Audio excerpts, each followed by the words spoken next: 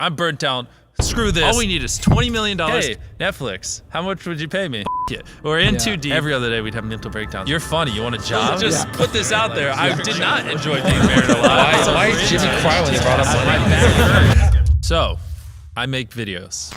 What's up, everyone? Welcome to the Colin and Samir Show. I'm Samir. I'm Colin. And every week on this channel, we talk about the latest in the world of creators. So if that interests you, make sure to subscribe. After we put out our breakdown video about our time with MrBeast, a lot of people in the comments were asking for the full interview. This is the longest episode on our channel, but for us, experiencing 72 hours with Jimmy was so educational, and we pulled so much value from just being with him. I feel like spending the time to watch this full interview can really teach you a lot about MrBeast and just a lot about the career of being a creator. This episode of the Colin and Samir Show is brought to you by Jelly Smack. If you want to check them out, the link is in the description, but more on them later in this episode. Colin, roll the intro.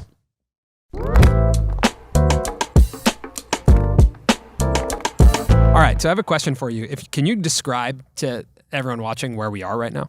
Yes. So, I got a mic on so I can move around a little bit. Yeah. I just bought this brand new studio and 100 acres of land around it. This is where we're filming all our videos going, not all, but all our indoor shoots going forward. I mean, ask me more questions. There's so much to talk about. It's impossible for me to list. How much did this cost, and how long in the making has this been? So the land around it, obviously the studio, the renovations and everything, and obviously we don't pay it all up front, but in total, it'll cost over $10 million. But it's probably not a good way to start it, because like there's so much explanation. People don't, it seems excessive. Why would you just buy this? You know what I mean? Like the reason we bought this is because of, you know, as I've spent the entire day explaining to you, we had office and a bigger office, then a studio, then a bigger studio, then a third studio, and then and now it's consolidating, and it's like, it's a weird way to start it, because now it just sounds like I'm being expensive and lavish for no reason, when there's a strategic reason why, you know what I mean? Yeah, I mean, you started in your bedroom, right, at the cost of zero. Exactly. But still, I'd love to work our way up, not just go, hey, look at this, because now I just seem like some dumb rich YouTuber. You know what I mean? Yeah. So not only are we here in your, brand new studio, but we're here in your hometown. Yeah. And I think that's been one of the most interesting things to experience, is spending a day with you here, even spending time with your mom, even some of the places. Out of context. That's a fun sentence. But even spending time here in your hometown, like we've met people who grew up with you.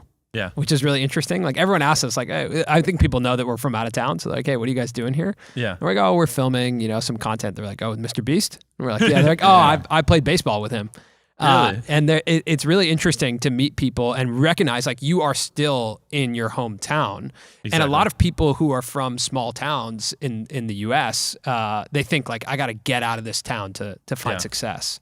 So why did you stay in this town, and how do you think you found success staying here? Honestly, it really was easier to just stay here. As I started making the videos bigger and bigger and hiring people, and I got warehouses and studios, like you get so anchored down, like, you're just gonna relocate all your employees to LA and buy a studio space there that costs 10 times more? Why? You know what I mean? Like, what are the negatives of being in a small town? I would argue with the internet and things like Zoom, where you can talk to everyone, and we're so interconnected, like there really is no need to pay 12% more tax because of, state tax in California, and then on top of that pay like 3 to 5 times more for rent and all this other stuff. It's almost silly to be there for people in our position. Did it ever cross your mind though that maybe you were missing out on opportunity to collaborate? Like, not really. Never. No, I mean, if you're good enough friends with someone, they'll come down. Like you guys came down here. You know what I mean? If there's someone I really want to hang out with, like, or I could just fly there when I need to. That bug's gonna annoy me. It's dead now.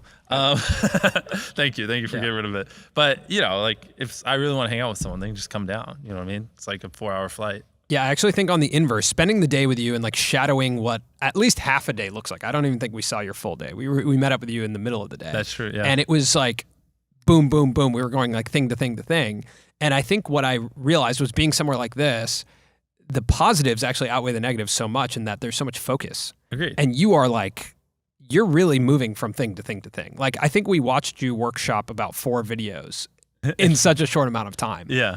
And that I thought was one of the most interesting things. And just sitting there in those meetings, understanding how you're thinking about what needs to happen. And then additionally, having the facilities and the team members who are ready to custom make things for the stories. Mm-hmm. Like, I don't know if people realize, I didn't realize, and I've been watching your videos, I've talked to you, we've interviewed you.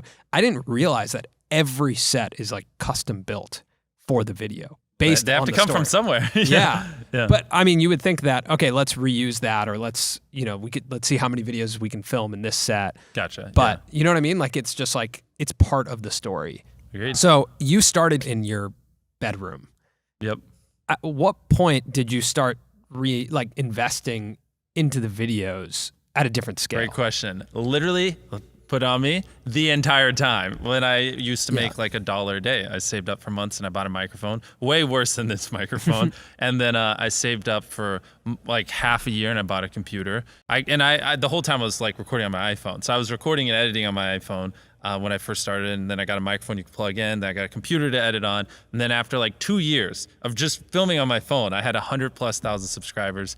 But I still didn't have a camera because those things cost like $1,000. Or I was stupid. I didn't realize you could buy like a G7X for $400. So then I bought a camera, and after that I bought monitors for my computer, and I just kept going and reinvesting. And then I tipped pizza delivery people $100, and then I tipped a homeless man 10 grand, and then gave away cars, gave away houses, and last hand take hand off $1 million keeps it, and basically the entire time. So like for the last like 8 or 9 years, like every dollar I've made, I just spent it the next month on content. And I just did that every single month, and it just kept getting bigger and bigger, and here we are. So you give away millions of dollars now, $500,000 at a time, like large sums of money. But when you first started giving away $5,000 or $10,000, But it's first started with the $100, literally like even less than that, like donating like $10 to Twitch streamers and stuff like that. But like the first real IRL one, I would order a pizza and I'd tip $100. I think I did like 3 in that video, so it was like $300. but when it gets to 10,000, that's when I think the people, and I would imagine people around you, like your mom, are probably like, Jimmy, what? Yep. Are you sure about that? Exactly. Like, what was her reaction to that? Well, so I did my first brand deal. I'm sure you guys have heard the story, but for people that don't know, I was offered $5 grand for a video. Well, this was when I was like 19, and it was so much money. It's like, Mom, look, and I was like, double it, and I'll walk outside and I'll give it to a homeless person. And they're like, no, you won't. And I was like, double it. And I like pacing around my neighborhood for 3 hours, convincing this guy like on the phone, just double the money. I promise the video will go viral, and I'll give it to homeless person. I was like, $10,000 just looks better in a title. It'll get more views. I promise your app will do better. And I ended up getting $10,000 and then gave it away. And my mom's like, why don't you just give away $8,000, $9,000? Why all $10,000? I was like, Mom, it'll look better in the title, and it's just better, And that's basically that. Yeah. How did you know that, giving away $100? I guess it's natural, but like, why does it make such good content? Like, why do those things I think make it's good? something I've always enjoyed. Like, even when I was, I don't want to say poor. I don't want to over dramatize my story. Like, we weren't ever that poor, but when I didn't have as much money, if I saw a homeless person, I would, open my wallet and give them almost all the money I had. It's just fun, because then you see the reaction, their face light up, stuff like that. And so it kind of was just something I always enjoyed, because there were so much easier ways to get views back then than like having to give away money and less stressful stuff. But I just enjoyed it. And I thought it was interesting to see people's reactions and like to try to like, they're expecting $1 and you give them 100 and they're like, oh my God, Yeah. So it's just kind of like a mixture of what I thought was interesting, but also what I enjoy, if that makes sense. Were there other people when you were growing up making YouTube videos? Here? Around me? Yeah. No. That was the biggest problem, is I thought it was a freak of nature, because like people would tell me, all you do is talk about YouTube. You're too obsessed with YouTube. Like, get a life. Like from 13 to like 19, I never met anyone who cared about YouTube, like not even an ounce. And so I was so untalkative. People thought like there was problems with me because I just wouldn't talk to anyone. Because all I would do is talk about YouTube. And after a while, like you realize like no one cares. Like you just get labeled as the guy that just only likes YouTube. And so I kind of just like didn't talk at all. And then when I was 19, and I had like 10,000 subscribers, maybe it was like 18. And that's when I started meeting a few other YouTubers online. And I realized like, I'm not a freak. I'm just like obsessed with YouTube, and that's okay. You just got to find other people that are like that. Most people want to talk about South Park when you're younger, or when I was younger, or cartoons or whatever. And I back then was figuring out how to drop ship or how to better edit a video or stuff like that. Like bring that up at a high school lunch table. Well, I guess now people care. Yeah. Bring that up at a high school lunch table 10 years ago and see what they say. They're like, what the f*** are you talking about? What's interesting is I went back and I did this a while ago, but I did it recently again, where I go to oldest uploaded videos on your channel. You have some videos that are actually kind of similar to the videos we make, where you were talking about other creators and how they were growing. Yeah, back when I did Call of Duty commentaries. Yeah. So you would play Call of Duty and then you would talk about other creators. I thought that was really interesting to watch. Studied so hardcore. Like I don't remember the YouTuber's name, but some YouTubers ad revenue, he was hacked and it was leaked, and it showed that he made like 300 grand over 3 years. And I made like 2 videos on that, and I was just so shocked. I was like, guys, and I remember like telling everyone I know, and they're all like, who cares? I was like, guys, YouTubers can make money. Like, I thought it was just cool to be. Did you know they can make money? I'm like a stupid teenager, like really young. I was like, how is this possible? I was like, that's so much money. That's more than like my mom makes, you know, in like so many years. And I was mind blown by it. And like I would find stuff like that and just make videos on it because I thought it was cool. And some of those, like you were uploading Minecraft videos, Call of Duty videos. Did you have like a community when you first started uploading? Like, did you notice people in the comments that were the same people? Not really. No, there's like maybe like 2 or 3 people that would comment on each. And back then, which I think small YouTubers should do, is I would reply to every single comment. And so I think a few people caught on that I would always reply. And so some people would just be like, I wonder how long it'll take for him to reply. And like, so that was a lot of my comments when I was smaller, but at least it kept him coming back. And it's like, it got to the point though where I was getting hundreds a day, and I was like, okay, like maybe I shouldn't spend an hour a day doing comments. And so I dialed it back. What type of content did you start feeling like, oh, okay, now there's a like consistent subscriber base coming back to watch these videos? It's a hard one. That one, I honestly have no idea. Like, it's so long ago, it's all like a blur. Like, I just remember like making videos, and I remember being like, dang, like everyone's telling me like, you're stupid, you know, you're very awkward, like, you know, why would you make it? There's millions of people trying. And I just remember being like, I don't know, I just like it. I'm gonna do this or I'm gonna die trying kind of thing. 'Cause also I was a big pussy back then, but I just, after just grinding year after year, there's probably some blur between when I was 17, 18, 19, somewhere in there, it just started to get a little bit of views, you know what I mean? Yeah, it seems like sports is probably the most it's really like the only thing to right? do. Like that's like the accepted thing here. Everywhere you drive, it's like a baseball field, there's basketball courts, soccer, We met someone today and they said they played baseball with you, and then they also said that Chandler was really good at basketball. Chandler's good, So maybe we'll have to take him on next. I'll invite him over tonight. Yeah, that'd be fun. we'll take him on. Like, I mean, Chandler's good. The footage isn't going to show, but I'll just show one clip from the basketball game. We played basketball last night, and I think they scored like 2 points. Okay, 4, by the way. It finished 10-4. 10-4. Oh, At the time we started filming, it was me and Sapnap versus them. And he scored like 1 basket. He's like, look at the clip you showed me before this. Also, I just want to say that I had a steal before the basket. That's so true. I had the assist. So. Double highlights. It's interesting because it does seem like sports is like the most accepted thing here, but you dedicated yourself to something completely different. And did you mind at all that feeling of like everyone being like, what are you doing? Well, of course. I mean, it's weird. I think the problem is like, I told this story years ago, it probably would have helped. It's so much more acceptable now. Like everyone wants to be a YouTuber. Everyone wants to be a TikToker. Like growing up now, like you can just tell by the people and the numbers and explosion of social media that like it's a lot more widely accepted. And also it might also be where I grew up in North Carolina. It's different than LA. But back then, like it really just was a strange thing. You know what I mean? To like want to dedicate your life to being a YouTuber and being that obsessed. And so for me, like there's probably like 0 people within a 1-hour radius of me that actually loved YouTube like I did and anything like that. So it's just like if you wake up and every day you obsess over something and you live and breathe it, and that's what you think about, that's what you do, that's what you study on and off, that's what you stay up every night grinding, and no one else even gives a flying about it. It's like you just feel like a weirdo, you know, like an outcast. And I was also like just dumb. Back then I didn't realize, oh, well, I just need to find different people. I thought like, oh, my whole life I'll just never enjoy talking to people. And then I met other YouTubers, and then I started talking to them like 10 hours a day, and I was like, then that's when the channel really started taking off.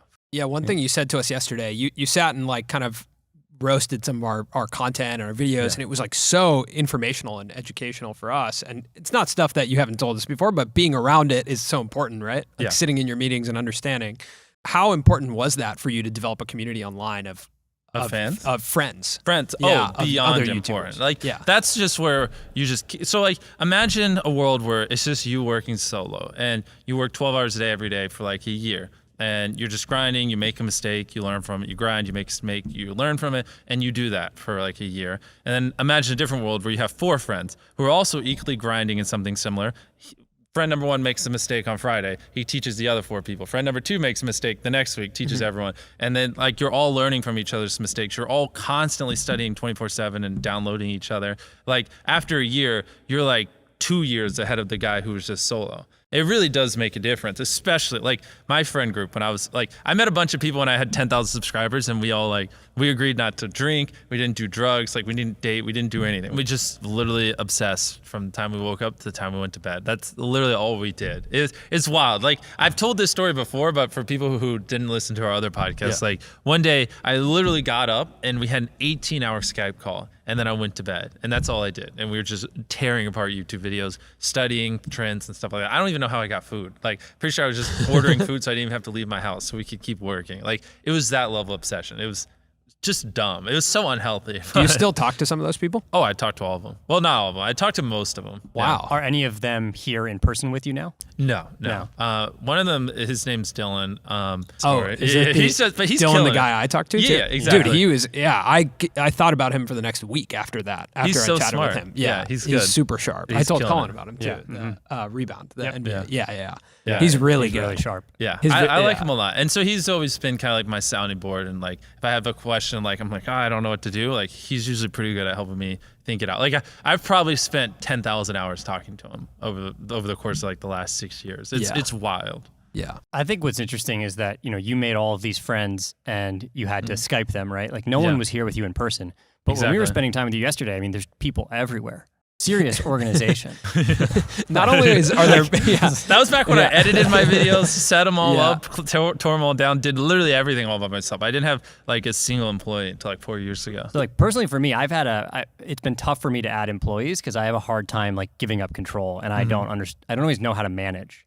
Yeah, and I feel like that's like a really good strength of Samir's. Uh-huh. How did you go from even just making that decision to hire one person? It was brutally hard for me, man. The first one was just an editor, and even then it's like, because I'm so particular on how I wanted it. And I also didn't have an office or anything when I first started. So I just set up a computer in my room, and he would come over and edit the videos after I finished, and I would just watch him edit.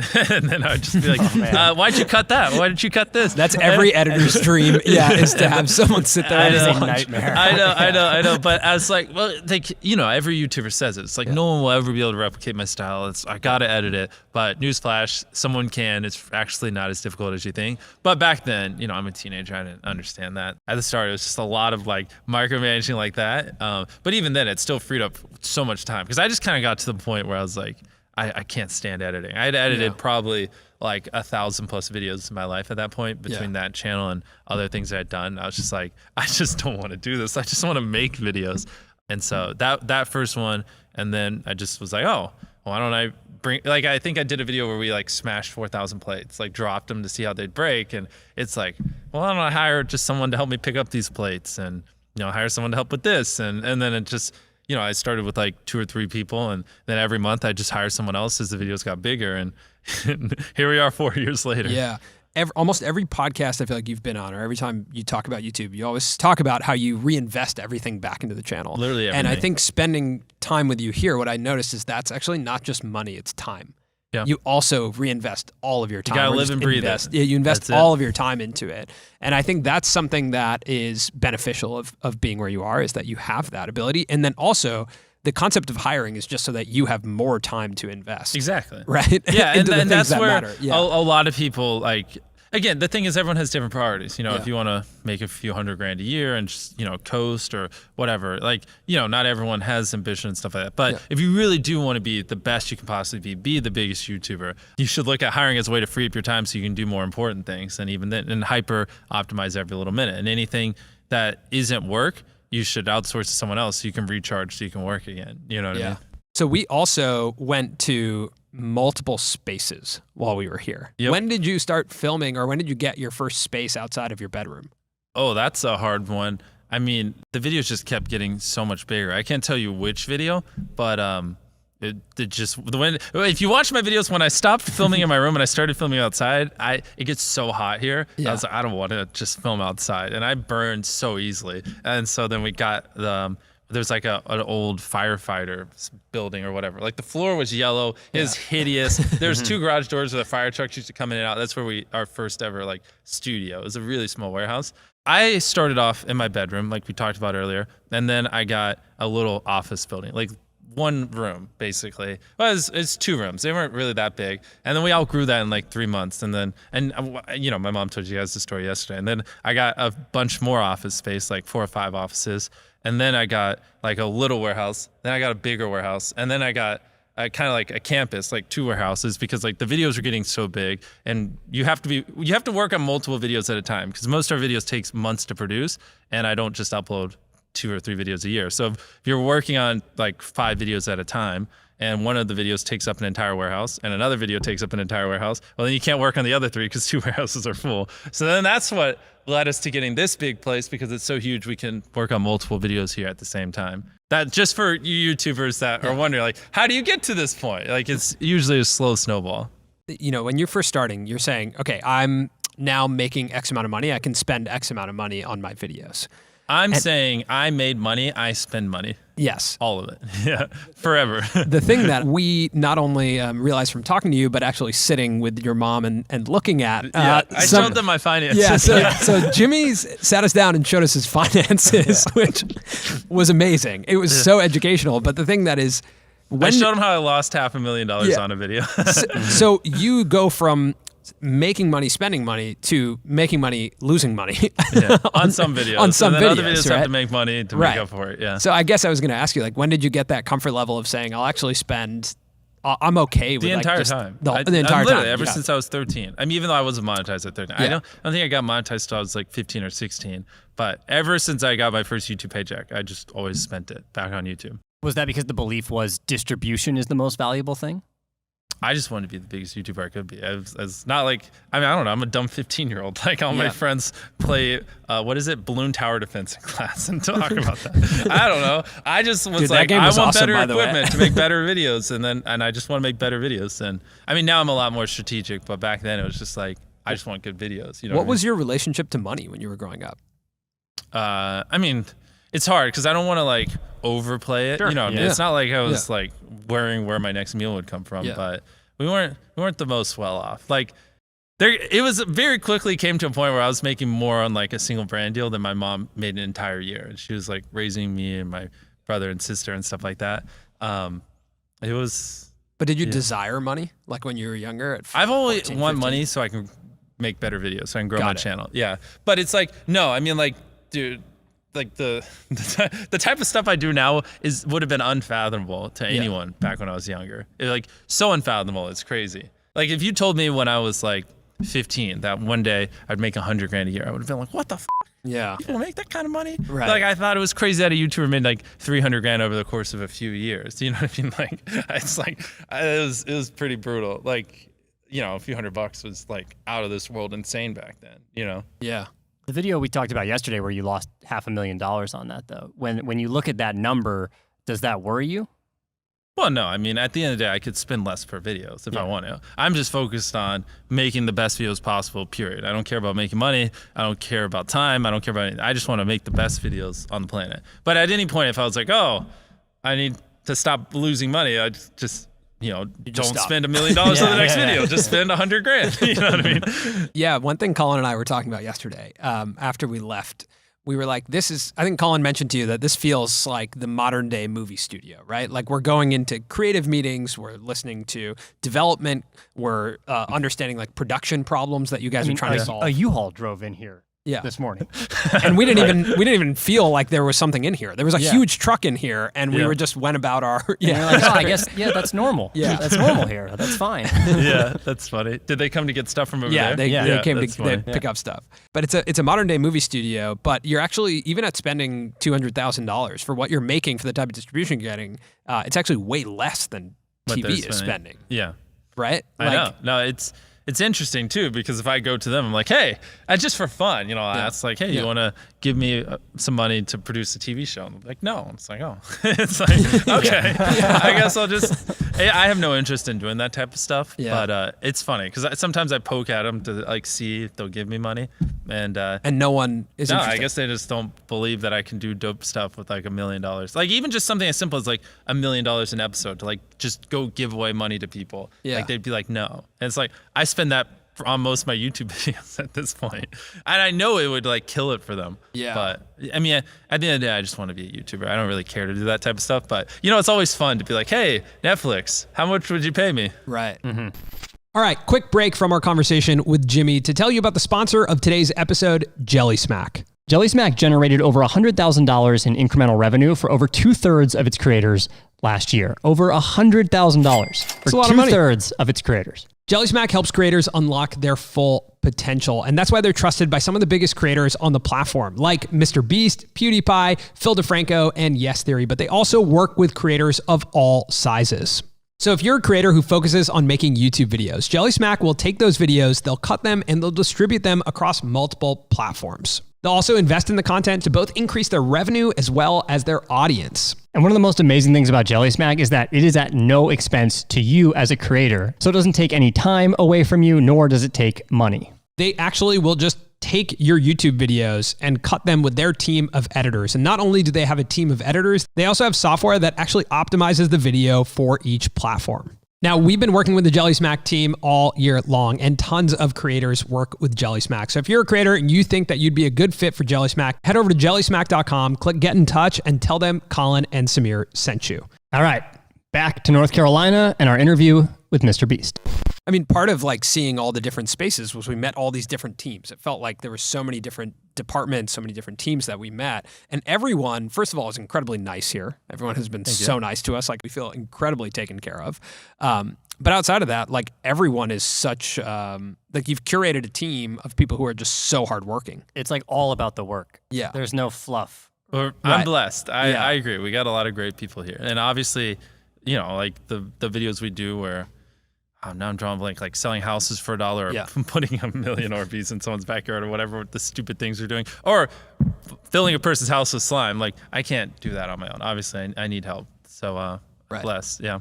So how did you go from hiring one editor to hiring the next person, the next person, the next person? It's literally just like, it's not like I just woke up one day and I have dozens of employees. Like it was just like, I've literally just been hiring like a person a month for the last 4 years. Like, you know, as the videos, it's like, cause it's also not like, you know, I gave a homeless guy 10 grand and then, you know, the next day I'm buying everything in 5 stores, you know, and I'm needing 100 people to fill dozens of U-Hauls and stuff. Like it was just a slow progression up, and along the way we just pick up a person and another person, another. And how do you find people? Because I think that's something that YouTubers have a really hard time with. I don't really know. I mean, I've been doing, like I said, 4 years. Like it's a very, very, very slow grind hiring all these people. I honestly, there are way more qualified people for that. If someone knows how to find great talent, please reach out to me. I'll pay you. Yeah, I personally loved the creative meetings. I thought those were the most interesting to be in, just the way you guys are thinking and the way like everything has to fit together. And you're thinking obviously very much in like terms of retention, but your whole team is also thinking the exact same way. As you should. Yeah, and like the problem solving you guys are doing is so specific to YouTube, right? You know what I mean? Like it's not problem solving that if you walked into a movie studio that they're thinking about. And I think actually that's some of the problem with what's happening in Hollywood is that they aren't thinking about the fact that something on Netflix is competing with one of your videos. Do you know what I mean? Like when I'm watching an internet video, whether it's Netflix or YouTube, like you're on the same playing field. So you actually have to compete in the same. Well, I mean, I'm sure world. they shoot for retention as well.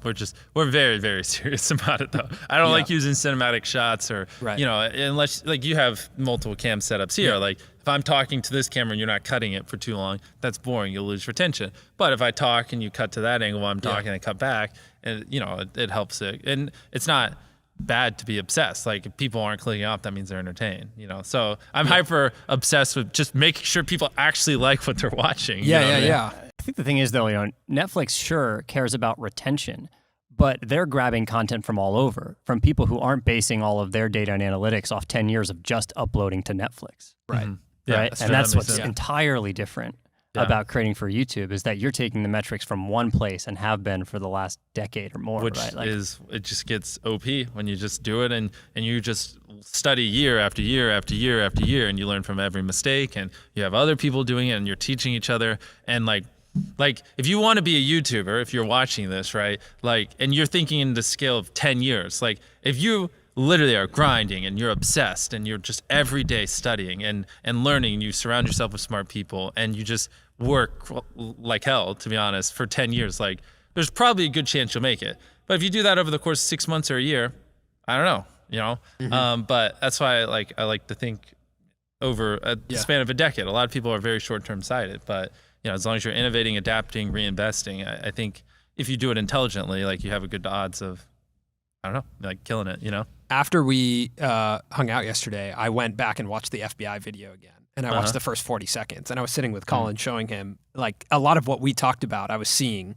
in those first 40 seconds. And I was like, you really do all of those things. And those first 40 seconds were so jam-packed, and you introduced so many new things. Like, so much new stuff between both the visuals, too. I mean, even the concept that you say in the first 40 seconds. First of all, the visuals are already changing, but you also say there's an NFL stadium, there's a private jet, and there's a maze. This is why you should watch the video. Yeah. See these things. Yeah. Yeah. And like the thing people undervalue the most is literally the first 10 seconds of the video. Like I think I can quote it. I tied up an FBI agent and I have $100,000 in this bag.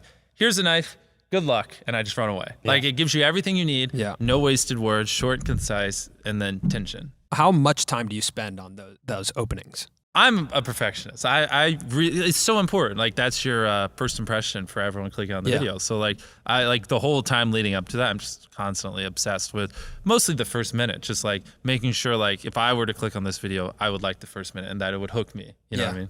Yeah, you had a video of ours that you said you were interested in the thumbnail. You clicked on it and you were bored after 5 seconds. I can tell you, it was the one about the hype house. Yes. Why everyone's leaving the hype house. And I showed them on my phone. I was like, the title and thumbnail made me tap, and the red bar was like so tiny you could barely see it because I clicked off in 8 seconds. I was like, this is me at my house 4 days ago before you came down. Clearly, you just didn't grab me. And that was really eye-opening for us. And we now, you recognize, like, I think a lot of times you talk about obsessing over the content and really getting into it. And I think sometimes it's hard to understand what that exactly means. And then when you said that, I was like, oh, that's what it means. It literally means that there was a big problem, and you predicted that about 40% of the people left in 10 seconds. It was exactly 40%. I could tell. Yeah. And I told them the remedy for this is they need better friends. 100%. No offense to people that are their friends. I know that they like you, but the fact that no one's like calling you up after you uploading that and just roasting the hell out of it and going like, dude, this isn't the best you could do. Like, and it's not a knock on you guys. It's actually them like someone should say like, hey, you guys are too smart for this. Like you're better than this. You can make a video better than this, which is what you should do. Yeah, and I think that is what I was going to bring up. If you have their phone number, call them and say that. Call us right now. Next time you watch a video and it's not, I don't want to swear too much, freaking perfect, call them and say, hey, this is garbage. Here's why. Fix it. You can also DM us. So we're that's totally on our open friends. to that. No, call them. If you're a friend and you're watching, that's on you. That's not on us. Dude, like even like my FBI video, like, you know, my team was working on that for months and whatever, we probably spent over $500,000 between everything. And I uploaded, I'm like, yeah, this is like a perfect video. It's so good. We're so perfected. And then, you know, I have like 2 or 3 people that call me and they just shit on it. And I'm like, oh, that kind of hurt my feelings. I'm like, but he's right. You know, like this part was a little fake. This scene was a little drawn out. Could have done this a little bit better.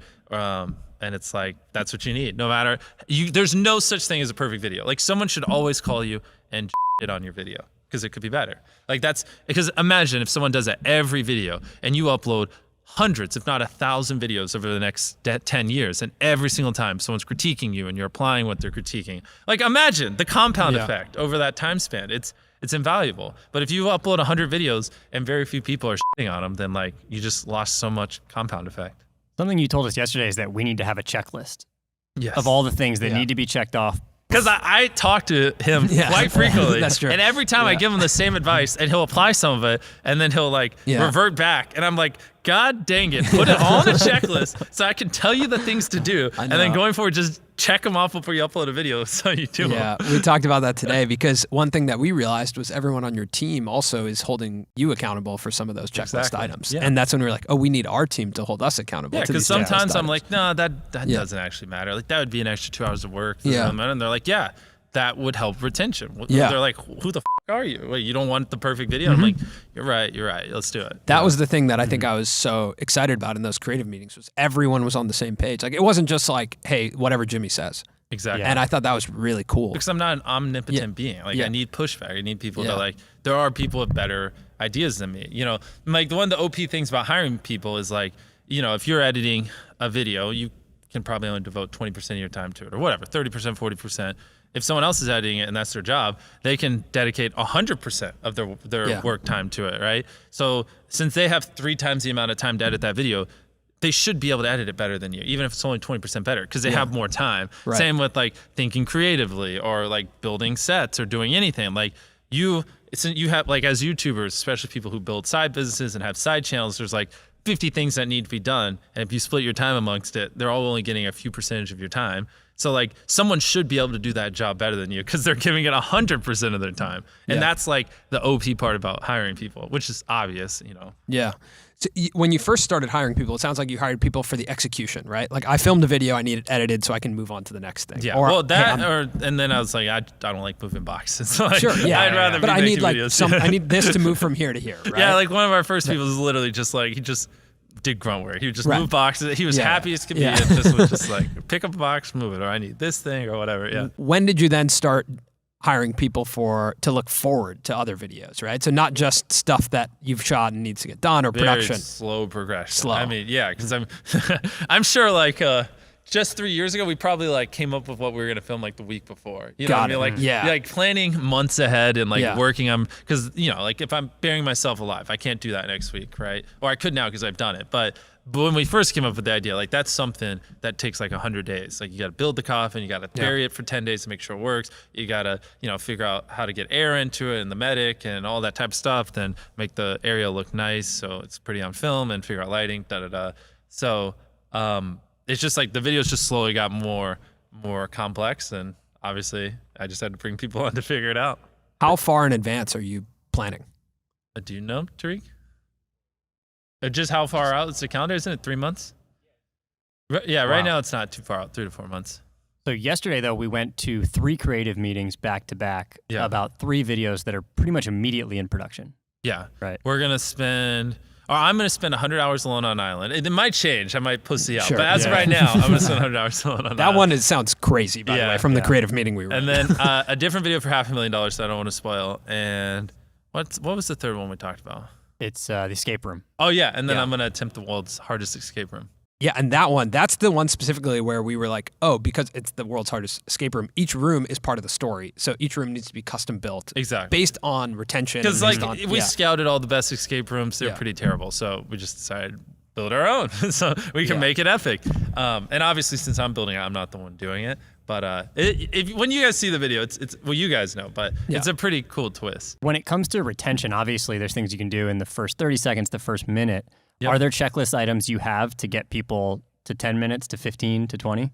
Yeah, I mean, it's very hard with a single storyline if you're doing like a double-digit minute video to just have that one thing grip their entire attention throughout the whole video and pay off at the end.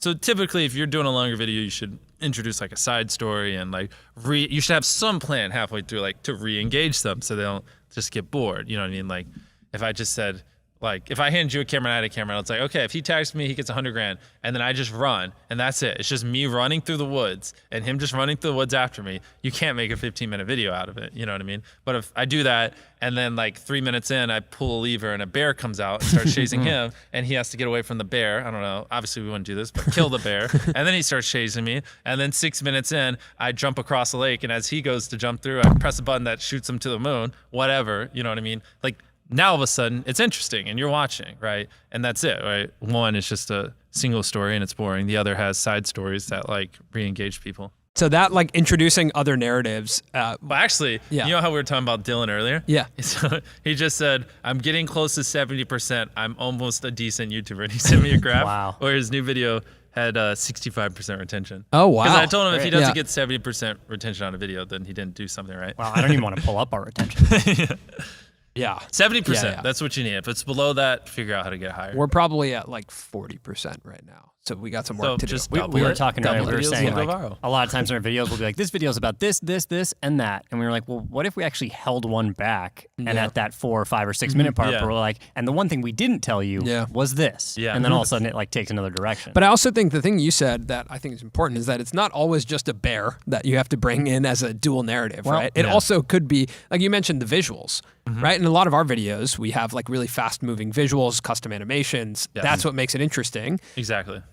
like if you're not a creator who's doing maybe bigger stunts or anything like that, and you are explaining things, your visuals can be as simple as an ant crawling on your skin and biting you. Yeah. I don't know. Like it doesn't have to be big. Or in the case that we were talking about, some of these shorts creators are gaining massive viewership by making Subway sandwiches or making ice cream and telling stories. Shout out to Milad. Shout out to Milad and Dylan LeMay. They're like, 82 million views making ice cream and telling a story. Yeah. So it's like, there you go. That's visual. It's interesting. And there's another narrative where he's telling a different story about. I mean, you could probably paint a bowling ball and people would find it entertaining. Like, there's an audience for everything. You got a good personality, you're passionate, and like, you present it in a way where it's entertaining. Like, people will watch it. I'll watch anything at this point. We're all messed up in the head. One great example of adding other narratives is your Reacts channel.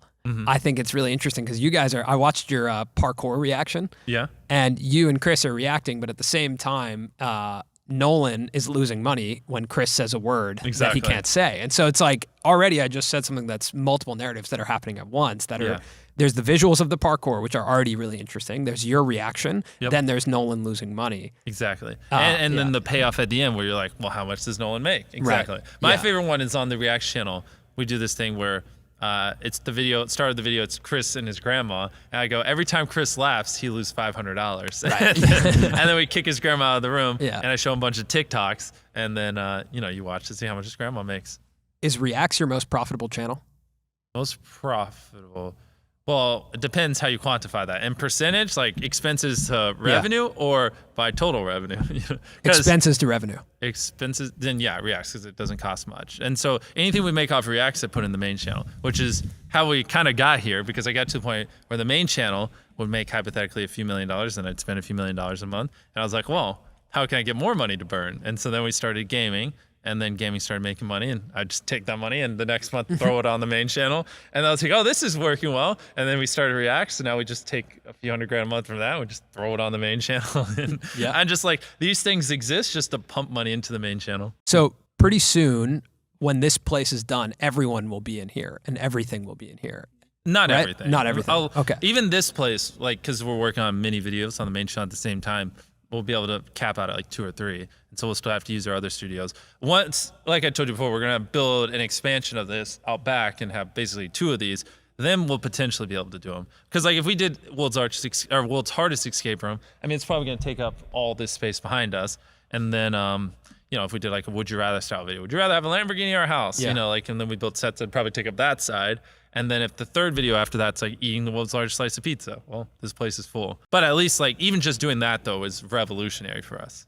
Right. But who will be here? It will be now like creative, accounting, HR. Everything. Yeah, like, exactly. All the people that help me pull off these videos. Yeah, it'll be beautiful. What's the, workplace culture that you hope to create when everyone's in the same place? Oh, that's a hard one.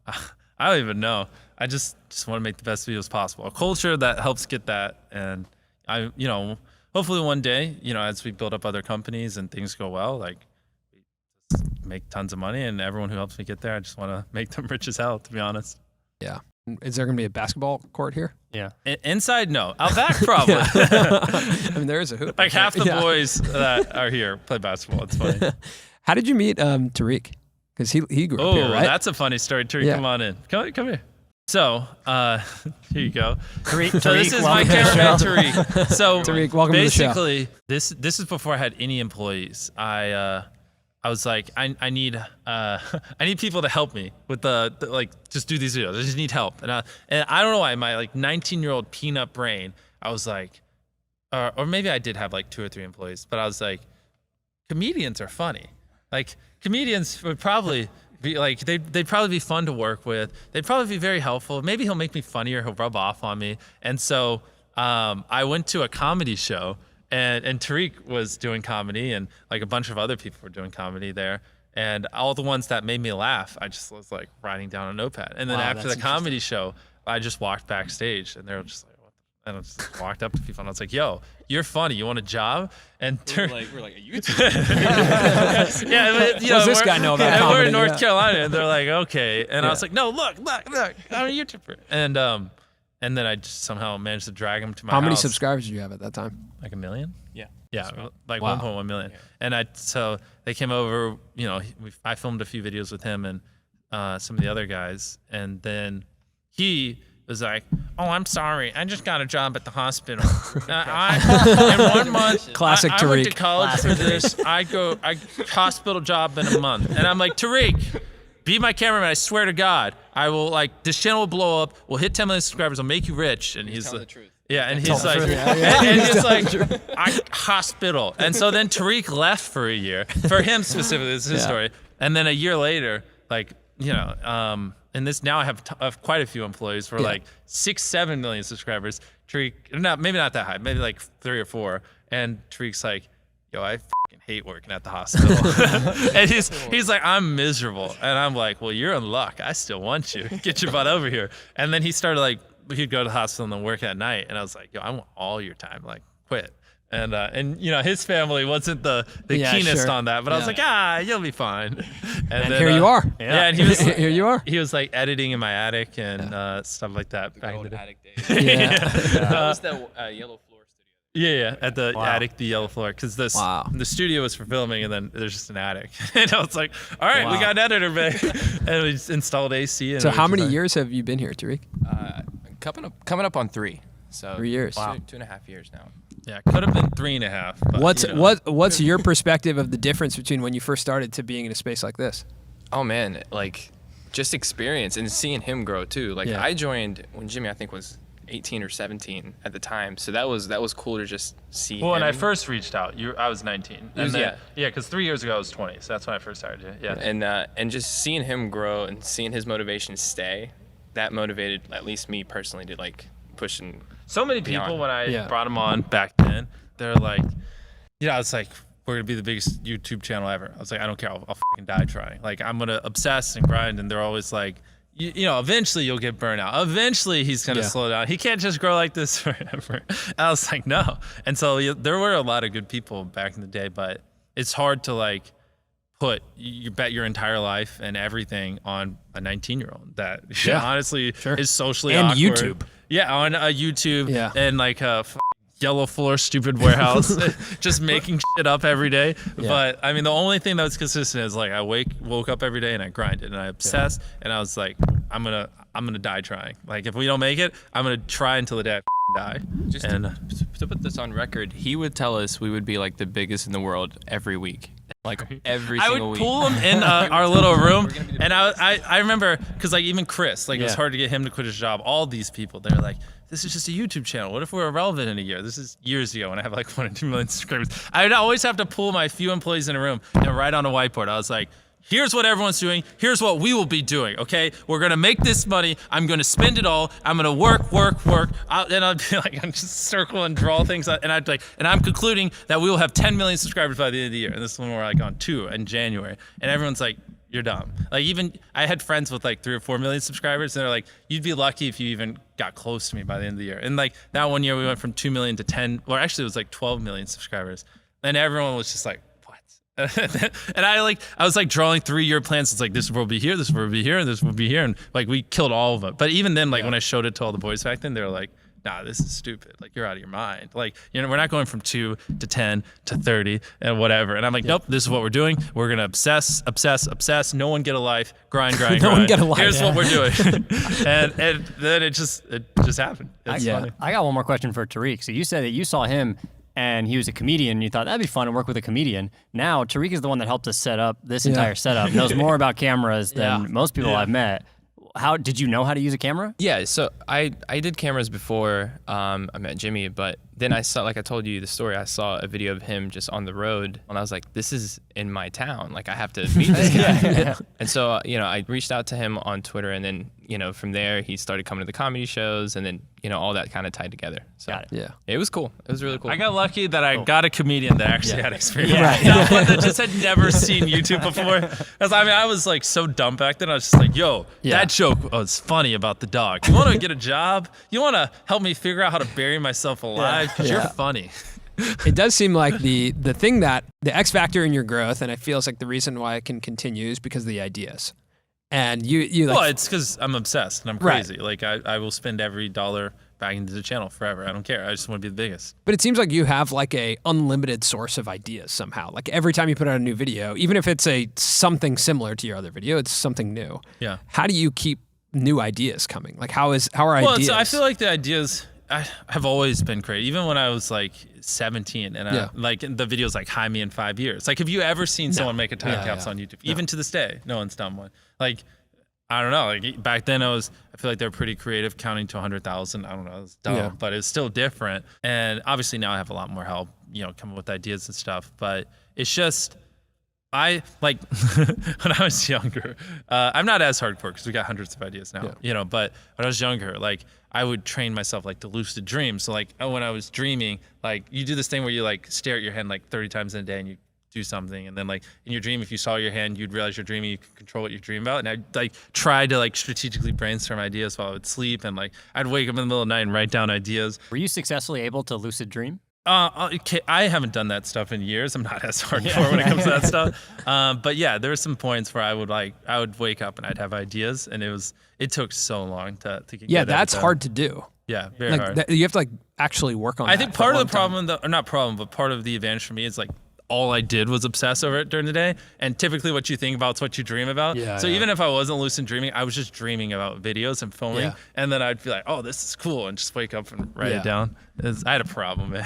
I would like only watch things that like inspired me. So I would like try to watch a different show or different things or different genres for inspiration. And I had what I would call like an info diet, and I would always like try to add new things. So I was so obsessed with how to, because really like if I tell you to come up with an idea, you're just gonna, whatever. You're gonna be like Gatorade or water or whatever, right? Well, but no one knows what. Yeah, that may not be Gatorade. Take the labels off. They made me take the labels off. I thought it was the weirdest thing ever. I roasted them for it. But if we like, I've told you guys this story a million times. But if I open a dictionary here and we just flip to a random page and we pick a word and the word's flowers, right? Then we'll be like, okay, I bought a flower. I gave my girlfriend a flower. I gave my girlfriend 100,000 flowers. I gave my girlfriend 100,000 flowers on Valentine's Day, right?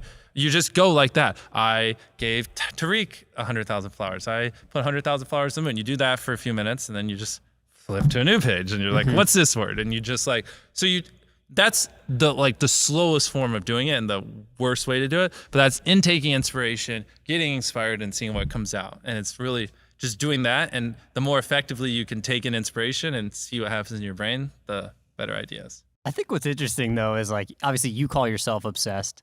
Yeah. Other people you said when you were younger called you Imagine obsessed. spending 10 years of your life only thinking about one thing every waking hour of the day. You mentioned earlier that people were like, you don't have a life.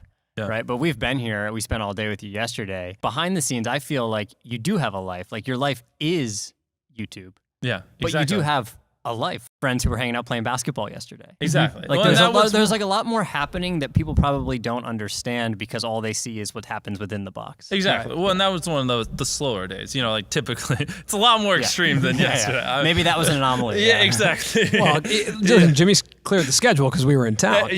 Colin and Samir come to town. Exactly. We make sure to play basketball. Yeah. It's the thing is like, you're an idiot until you're successful. Then you're smart, whatever. You know what I mean? So it's just, at some point you cross that tipping point and people go from judging you and being like, you're too obsessed, you're a freak, blah, blah, blah, to like, oh, like, whoa, congrats. Look at you. You hire people and provide jobs. Like, you're cool. Good job. You know what I mean? And it's really like kind of blurry where that line changes. Yeah, that is really interesting. Did you like engage in your typical high school life, I guess, like prom and I don't know, other stuff like that? None of that stuff. I was so obsessed. I'm telling you, it is unhealthy how obsessed. There's not a single person on the planet that's been more obsessed that same time span as me because it's physically impossible. Yeah. Almost every hour of the day, that's what I was doing. In math class, in English class, in any time of the day, I was thinking about YouTube nonstop the last 10 years. One of our first videos about you was during your sub to PewDiePie campaign. And we were like, oh, MrBeast is kind of like the new PewDiePie.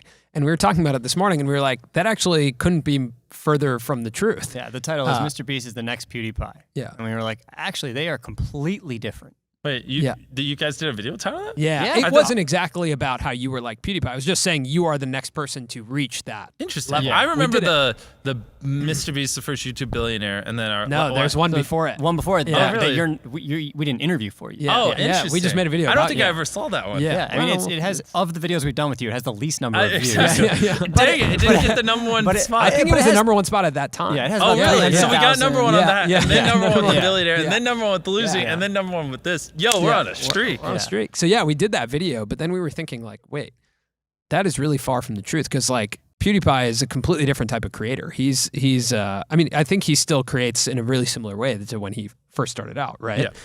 And you keep evolving and changing the way that you're creating. Yeah. Just different people, different aspirations. Sure. At the end of the day, like with him, what's admirable is like 90% of creators, like if they had that #1 spot in that long, they would have been such egotistical pricks. They like would have changed. And, you know, he never wears designer clothes or flexes on people or looks down on people. You know, a lot of his friends or the people he has in his videos aren't like super clouded out. You know what I mean? Like that's the thing that I would take away with him. Like, it's really respectable that like he really didn't change much, you know? Yeah. Obviously, you know more about YouTube than anyone and you've been following it for a really long time. Yeah. When boxing came about, was that unexpected for you? Well, the thing with boxing is it's literally two people putting everything on the line, right? You get knocked out, you're a meme. You know what I mean? Like, you're risking your reputation, your dignity, all that. So like, it kind of is the perfect thing to like be a big spectacle and cause the world to stop. Because if you get two titans or two big, you know, names that a lot of people know of, and they're both like, hey, we're willing to risk it all. One of us is walking away with a fat L on her face, you know, like, of course, like it's the perfect formula to be a big spectacle. Are you as captivated as everyone else by it? Oh, I love it. It's fun to watch. Yeah. I mean, like, you know, I don't put a ton of thought into it, but when they happen, invite the boys over, get some popcorn, enjoy some dudes getting punched. I feel like it's fun. I've bought every fight. I find it to be so entertaining. Yeah. You know, I know you started when you came up with ideas, you'd look at a dictionary and find a word. Yep. You have people just throw things at you and then you try and come up with new ideas. Exactly. When boxing obviously was taking place on YouTube, did it throw a wrench in your head at all of like, oh, well, maybe since that's the ultimate spectacle, maybe if I combine it with something else and do this? Or yeah, the only problem with those is it's like so much time. I got so much going on, so many employees, so much that depends on this channel. Like, I just can't spend 6 months just, you know, training 3 times a day or 2 times a day. So, I mean, tons of ideas popped in my head, but are they ever going to happen? No, because obviously I got too many people that depend on me. I've had people ask me to box. I'm like, bro, like, if I just spend the next 6 months training, like people lose their job. Like I don't care to do that. Do you think there's another sport that has that much tension in it that YouTubers could do? Yeah, I mean every sport. Simon did with the soccer. Well, minus baseball. I think baseball there's too much delay between action that will never pop. But basketball would be phenomenal. Soccer, boxing, I think will always be at the top because it's just like it's two people putting everything on the line. I don't think it gets much better than that, to be honest. Yeah, it really doesn't. And I just feel like the tension that when you put two unexpected people together, like I thought that the Social Gloves event was the most interesting out of all of them. Yeah, but you know what's fascinating is I talk to other people who aren't as like into social media as we are, and they're just like, who are these people? I don't care. Yeah, I guess that's true. I guess you have to care about the people. You have to know who the people Exactly. We're just so entertained by TikTok and YouTube that we know all these smaller people. Or not know all of them, but you know, you've kind of heard of them. But and you're just like, wait, what's gonna? I mean, okay, so let's go to Logan Floyd. It's just like, what the hell's gonna happen? This guy's bigger than that guy, but that guy's more experienced than this guy. So that's a good one. The questions are just so. But all the boxers on the undercard, like you weren't glued to the screen. You didn't. No, I didn't. Care. Exactly, and exactly how you felt on those is how everyone felt on the Social Club one. That aren't like super into social media. Yeah. They're just if you don't know and you've never heard of them, it's like, why do I care? Yeah, that's why not just watch professional boxers, you know? Mm-hmm. Do you do that a lot where I feel like you do it sometimes in your videos where you build some of the backstory of the person before they win? A little bit. That's one of the critiques I get that I could do better. Yeah. It's so hard to like get people attached to someone while also like keeping retention and keeping the tension and stuff like that. That's one thing I got to learn a lot on. It's like how to let someone tell their backstory in a way where I don't lose viewers. I do feel like that's something that TV does really well. They tell backstory. But that also, to me, 90% of the time is boring. Right. But if there's a way to do it in a condensed fashion where then the viewer all of a sudden cares about this person and if they win or lose, then it creates a whole different, you know? Yeah, even then, like, take any TV show that does that, upload it to YouTube. Let's see their retention graph. I bet it's piss poor. You know what I mean? Just to be honest. So what entertains MrBeast? Like, what else are you entertained by? Oh, boy. That's definitely changed over the years. I mean, I watch a ton of anime. I love anime. It's like, it's so creative and different, and I feel like that inspires me. So #1's anime, and then #2 is like, I just try to watch a bunch of different stuff, so I'm just always learning, because you know, you can never learn enough. And like, there could be just one simple thing you learn through watching like an educational video that just like changes how you think and like allows you to just make better decisions for the rest of your life. What was the first video you filmed in here? That I don't know. I don't know when you're gonna upload when this. When does that one come out? Probably a while, because there was. I'll tell you this: there's 50 cameras used, and there's 100 people. We'll put it there. When you see that video, you'll know. You'll know. And could that video have been shot in one of your other spaces, or no? This place has like 8 different AC units because it gets like so hot, and so this is the only building we can keep cool. And it rained 3 different times when we're filming. And here we got like padded roofs and specially designed to cancel out the rain noise. But all our other places, you just hear like the whole time, and you can't film during that. And just everything about this place was perfect for like a long 10-day shoot. So you started investing into like, you got that space with the yellow floor, and then you got. Well, I started with an office, right? The office bigger building. office, then yellow floor space. Yeah. So was the first space was the office building we saw with no, it was your smaller mom? than Oh, that. it was smaller than It was that. the one she said was 2 buildings over. Oh, right. Okay. Yeah.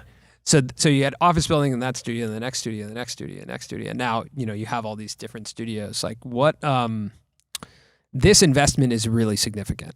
Yeah. I think I walked into a spider web walking in here, and I don't think I got it. Sorry. You're like, this investment's big. I'm like, I got a spider web.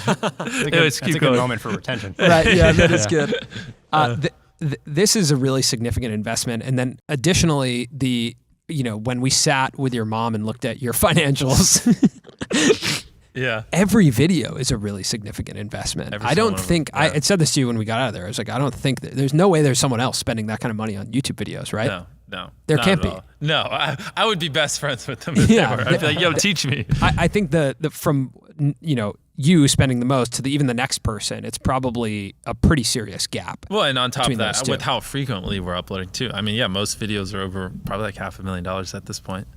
So does your mom have the same, because she kind of looks over that part of the business, like does she have the same relationship to money that you have of like, hey, let's just reinvest everything? She's just gotten to the point where she like just accepts it. Like, I mean, we've ran out of money many times and had to get a loan to keep going or whatever, but she just knows I'm not going to stop. So years ago, she just gave that up. She just gave it up. He's well, and obviously now that we're this big, like there's not as much to worry about, but yeah, I mean, like I would make $50,000 a month, and then I'd film a $50,000 video that would end up costing $60,000, and we're $10,000 negative, and then she'll be like, okay, once we make this back and we're in green, like let's put some money aside. I'm like, nah, let's keep going. We made $60,000 this month. It's on an uptrend, and just keep going. One thing that was really interesting is we talked about that video.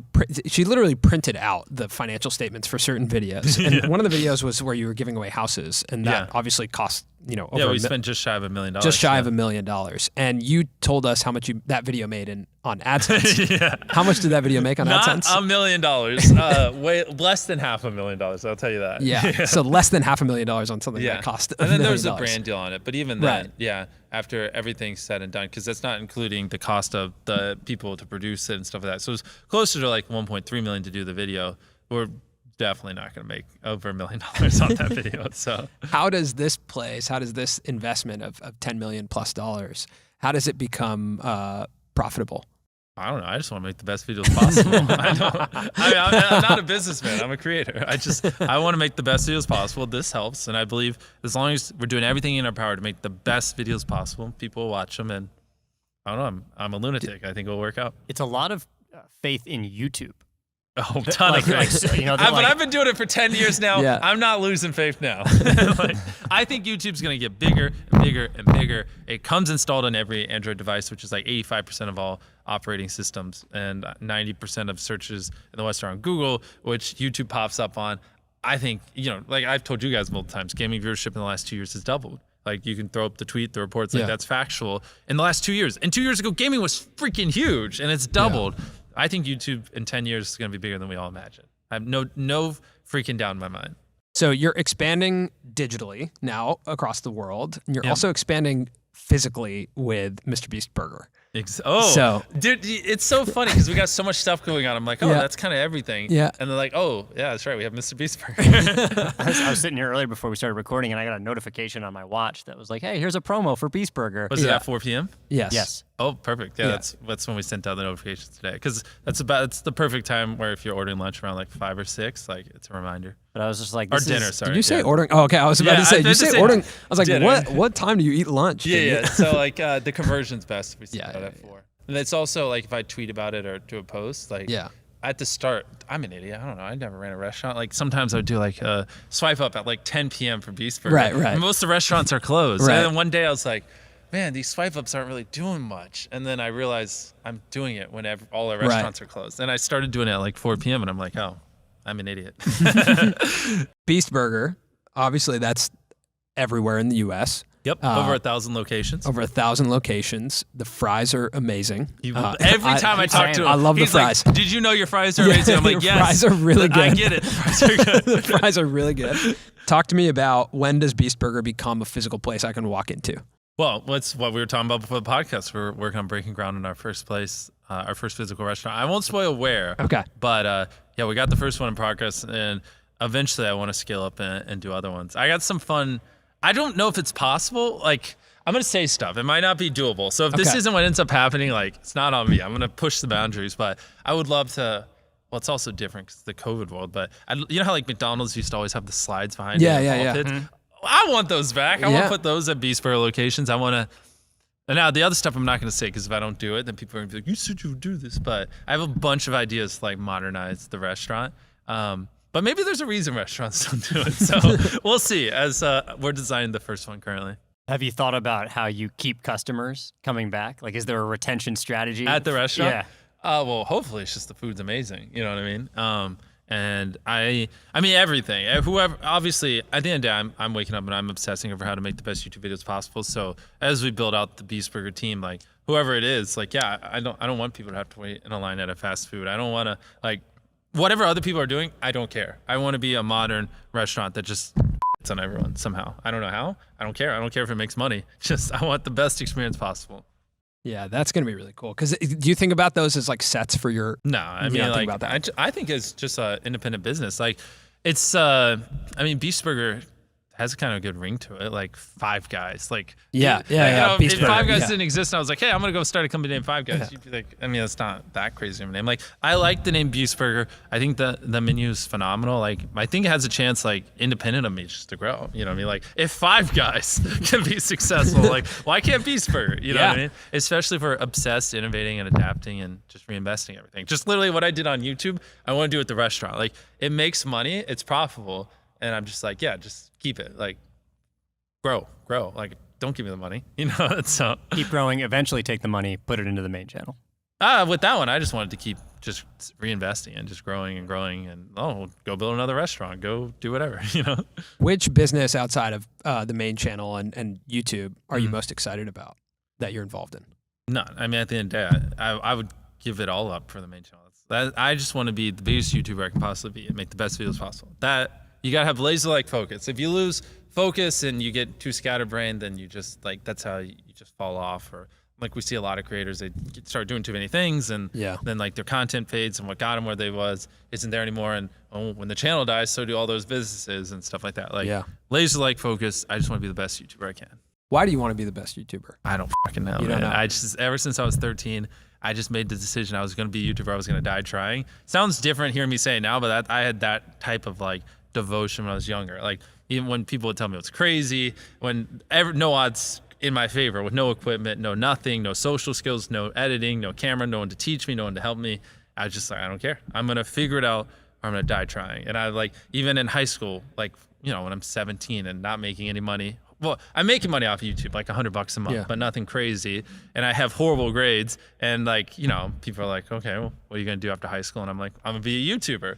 And they'd be like, how? And I'd be like, I don't know, but I'm going to make it happen. It's like, I feel like it was programmed in me. That sounds weird, but I just feel like I just have DNA that just is like, you're going to be a YouTuber. Like, not in a sense I was destined to make it, but that like, that's just how my brain has been. Like, I'm going to be a YouTuber or I'm going to be 80 with 1,000 subscribers. Like, there's no world where I wasn't a YouTuber in my future. Like, that was it. People thought it was crazy. It didn't make sense. It didn't make sense to me either. I was just like, I'm going to be a YouTuber. And people would be like, how? And I'd be like, I don't know, but I'm going to be one. I'm just going to figure it out. I don't care. Like, if I never made it, you know, and I only had 5,000 subscribers, I would probably be working at McDonald's, still just grinding YouTube every hour I'm not working and like just going hard as fuck until I became a YouTuber. Do you ever entertain the possibility that one day you won't care about being the biggest YouTuber? I guess that's not my main focus. But the main goal, as it should be, is to make the best videos possible. Because if you're making the best videos possible, you'll get all the things you want. Like, if I want to go Beast Burger, we'll make the best videos possible. If I want to be the biggest YouTuber, make the best videos possible. So that is what I guess I might have misspoke earlier. That is what the laser focus should be, making the best video possible. And 99% of what a creator wants will happen if you do that. And I mean, I'm going on 10 years, and I love it more than anything. You took my channel away from me, I don't know what I would do. Yeah, one thing I think I've learned about you just spending time with you here is that you love strategy. I do. You love strategy. Yeah. Like, first of all, we went into Jimmy's kitchen and there's so many versions of Catan. Yeah. In there. And I like Catan more than Monopoly, because Monopoly, which I was telling you guys, is like very dice and luck based, but Catan is so strategic and like data and stuff like that. Also, if you ever play poker with Jimmy, he's got a lot of strategy. I love it. Yeah, he's got a lot of strategy in his facial expressions. Strategy. Yeah. That I think Jimmy was like, you really need to be having strategy. Like, you shouldn't have done what you just did. I was like 3 times in a row. Like every time, like the flop would happen and he'd just fold. I'd be like, at least act like you have a good game. Yeah. He was like helping me have a better game against him. What does MrBeast do for fun? I don't. If you're not making videos. I mean, in a perfect world, I'd love to go hang out with Elon Musk or stuff like that. But obviously, that's not possible. It's like there's levels. Like if I had like the perfect friend group, I'd go hang out with other entrepreneurs. I'd go hang out with people and just like if right next door there's another YouTuber, I'd just walk over there and be like, "Yo, teach me something." That at the end of the day is what I love the most. But whatever, anime or stuff, I try to just work as much as I can because I don't know, I just enjoy it. You know? Yeah.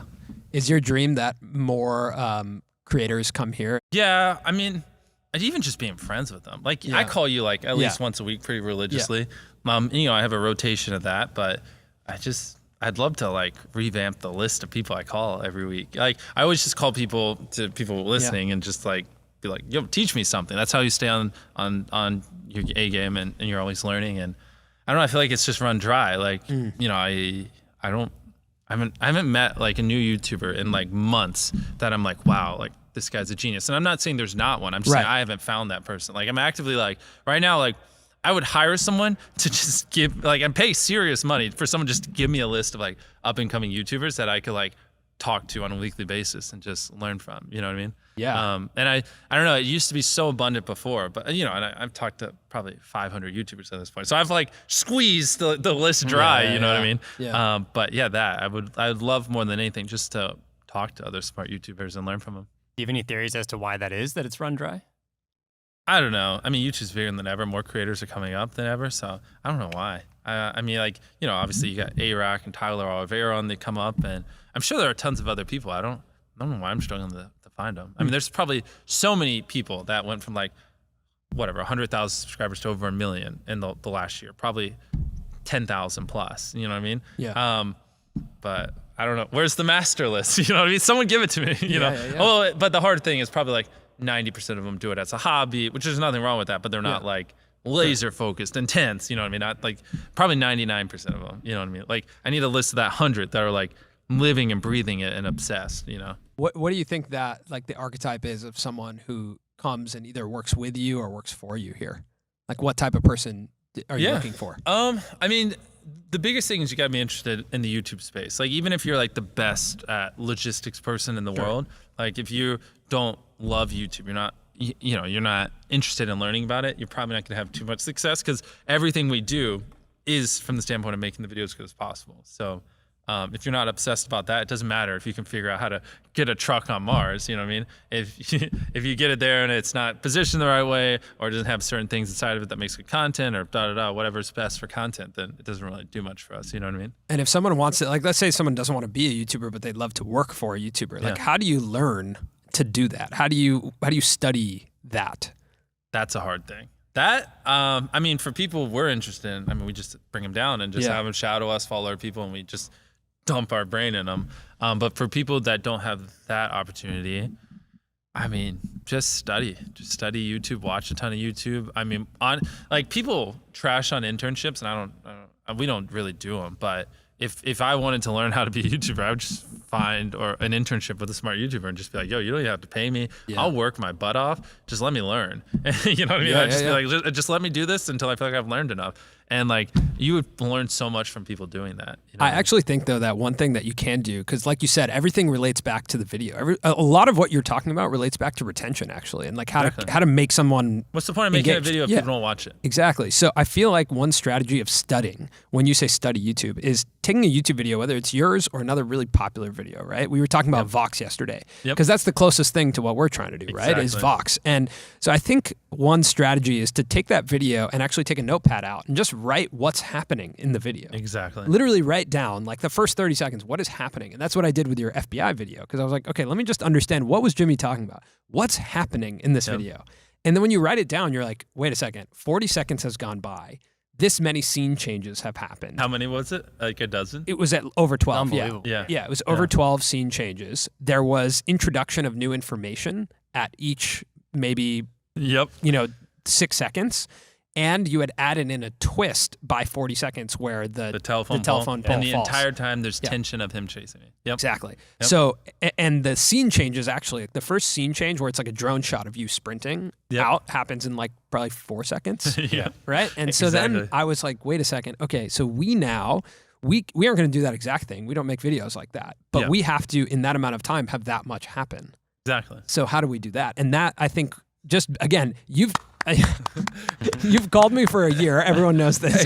You call me once a week for a year, but coming here every time dumpster on his videos, which as weird as it sounds, that's usually what it takes. Like I coached the guy from the guy who's been doing YouTube for like 6 or 7 years, and like he was like making like $20,000 a month, and I coached him up to the point where he was making like 250 grand a month. And like, but it was like a similar story to you, like a constant year of me just beating his head in and be like, no, you dingus, do this. And he'd be like, no, like, here's why I do this. He'd be like, that's wrong. But whatever. There comes a point where you can't force someone to do it. So you just back up, and then eventually, usually people like come around to it and they try it, and then they try a few things. It's also easy to convince yourself that like you don't make the type of content that could get that many views, right? But you guys should be getting, in a perfect world, like 4 or 5 million views a video. Like you should. Right. Like you guys are smart enough. Like if it's not, then it just wasn't a good enough video, in my opinion. You know what I mean? Even the videos we did that are your most viewed videos could be way better. Right.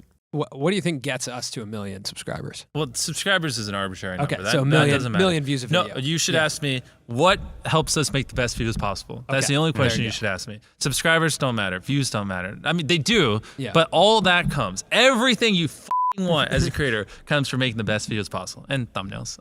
But it's easier to make thumbnails. The video part's the hard part, and that's the thing that you're known for. No one's known for no one's like the biggest YouTuber in the world because they have the best thumbnails, right? It's also because they have great, phenomenal content. You know what I mean? Like that's the hard part that very few people do well, and that's what people remember. You know what I mean? Like you're not gonna have some random dude when you're walking down the street of Paris go like, yo, that's the guy with the great thumbnails. They're gonna be like, no, that's the guy with the phenomenal videos that whatever, held his breath for 40 minutes underwater or things like that. So that's a tip for you guys, but also you guys watching.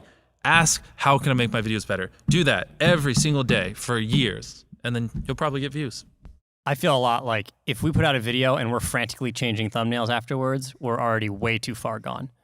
Like, not that it doesn't help to change your packaging, but I know when we have a really good video. Exactly. Like I know it's really good, and that the title and the thumbnail. If you upload a video and you're not like you're not like, this is a banger, this is gonna bang, no doubt in my mind, even though you're gonna be wrong 90% of the time, then it's not a good enough video. You still have to have that feeling, even if you should have spent more time thinking let the audience on it. tell you you're wrong. Don't put it out when you already know you're wrong. Exactly. Yeah. 100%. How do you know when you're wrong?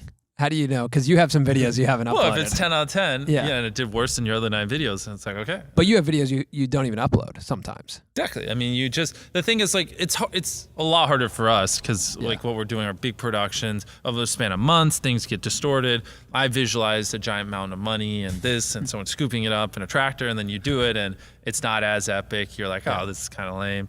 You know what I mean? Like, so it's just, I just watch it, honestly, and I just, like, if there's ever a moment where I'm even slightly bored, I'm like, cut it. And if there's something where I'm not just like, wow, like the whole time, then it's like, don't upload it. It's not good. And does it weigh on you at all that you're like, man, but I've probably we invested over 100 videos in my life, like completely filmed. I've spent probably, I don't even want to pull a number on it, but ungodly amounts of money on videos in my life that don't get uploaded. I don't give a best video possible or get it out of my face. I don't care. What's the last video you didn't upload? Well, it might. This one is kind of on the fence. We're re-editing it, but if you never see it, then we did a video where we built like 10 sets, and I built like 10 replicas of banks, and it was rob this bank, I'll give you $100,000. And then so like bank vault number 1, the boys had to break into the bank, and whoever broke into the bank first got what was inside, and the vault's empty. And I'm like, so this vault's empty, and some of the other vaults are empty, but one of these vaults, when you open it, will get $100,000. And so they had to break in. So there's like, they had to break into a bunch of banks, and all of them were empty. And then after like 9 ones, the 10th one, which they're like, none of these banks have the money in, they finally break in. I don't want to spoil it, but one of the boys broke in, and then they open it, and there's $100,000 in cash. It's like, congratulations, you robbed the correct bank. And it was cool, but the sets were a little bland, and the bits weren't as funny. And I didn't think it was as good as it could be. But hopefully, we're like on our 12th edit. Hopefully this one maybe fixes some of the problems I'm having. What's the hardest video you've ever made, whether it came out on the channel or not? Oh boy. Well, let's see. Oh God, Tariq, you have any inspiration to throw at me? Yeah, I mean, Team Trees was, I enjoyed it, but that was a ton, man. Me and Mark Rober worked on that for like 8 months leading up to it. I don't want to over-exaggerate. Maybe it was 7 or 6. And I was like, it started with me wanting to plant 1 million trees. And I was reaching out to all these YouTubers that, do environmental stuff. And the gist was just like, you're crazy. You're like, this just isn't possible. You just can't plant 1 million trees. They're like, it takes like hours to plant like 100. And they're like, what are you thinking? And then I'm like, yo, Mark, can you build me something to plant trees? And like, so me and Mark are like scheming how to plant 1 million trees. And then I was closing in on 20 million subscribers. And I did like this thing where I gave my 3 million subscriber pennies, 4 million subscriber like popcorn, 5 million, blah, blah, blah. And someone on Reddit was like, you should give your 20 million subscriber, or for 20 million subscribers, you should plant 20 million trees. I was like, Mark, I know 1 million's impossible, but get this. Let's plant 20 million trees to celebrate me hitting 20 million subscribers. And he's like, you're a fucking idiot. And I was like, let's do it. And then we're like, as we ran down the rabbit hole, we're like, there's no world where we're doing this. And then we're like, well, what if we gather all our fans and we do like different events and plant them? And then we're like, nope, that would still only plant like 100,000. Like that won't work.